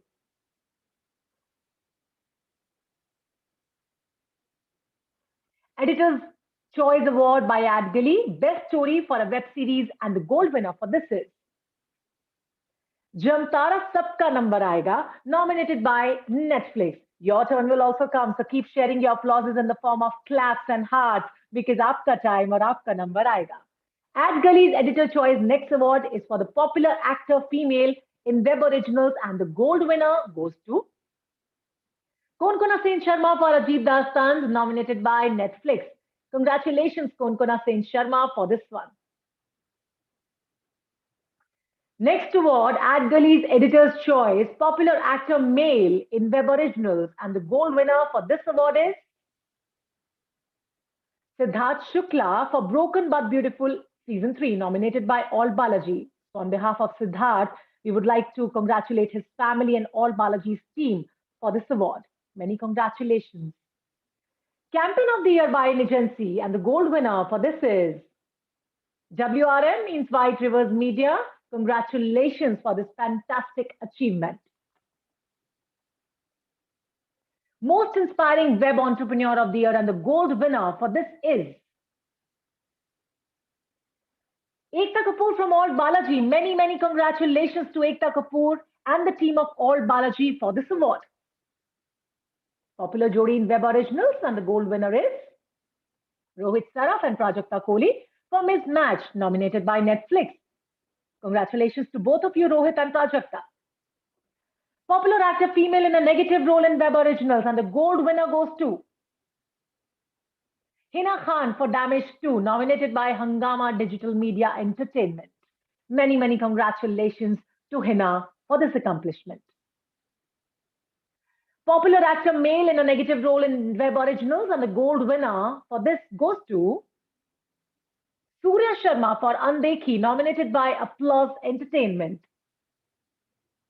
A heartfelt congratulations to the team. Popular Actor Female in a Supporting Role in Web Originals, and the gold winner is Anupriya Goenka for Criminal Justice Behind the Closed Doors, nominated by Applause Entertainment. Many congratulations to Anupriya for wearing this hat too. Popular Actor Male in a Supporting Role in Web Originals, gold winner for this is Dibendu Bhattacharya for Andekhi, nominated by Applause Entertainment. Many congratulations. Popular Actor Female in Web Originals, gold winner is Shreya Dhanvantri for Scam 1992, The Harshad Mehta Story, nominated by Applause Entertainment. Popular Actor Male in Web Originals, and the gold winner for this is Pratik Gandhi for Scam 1992, The Harshad Mehta Story, nominated by Applause Entertainment. Congratulations to the team and Pratik as well for this achievement.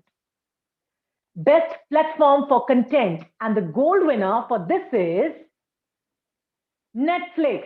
So many congratulations to the whole team of Netflix for this one.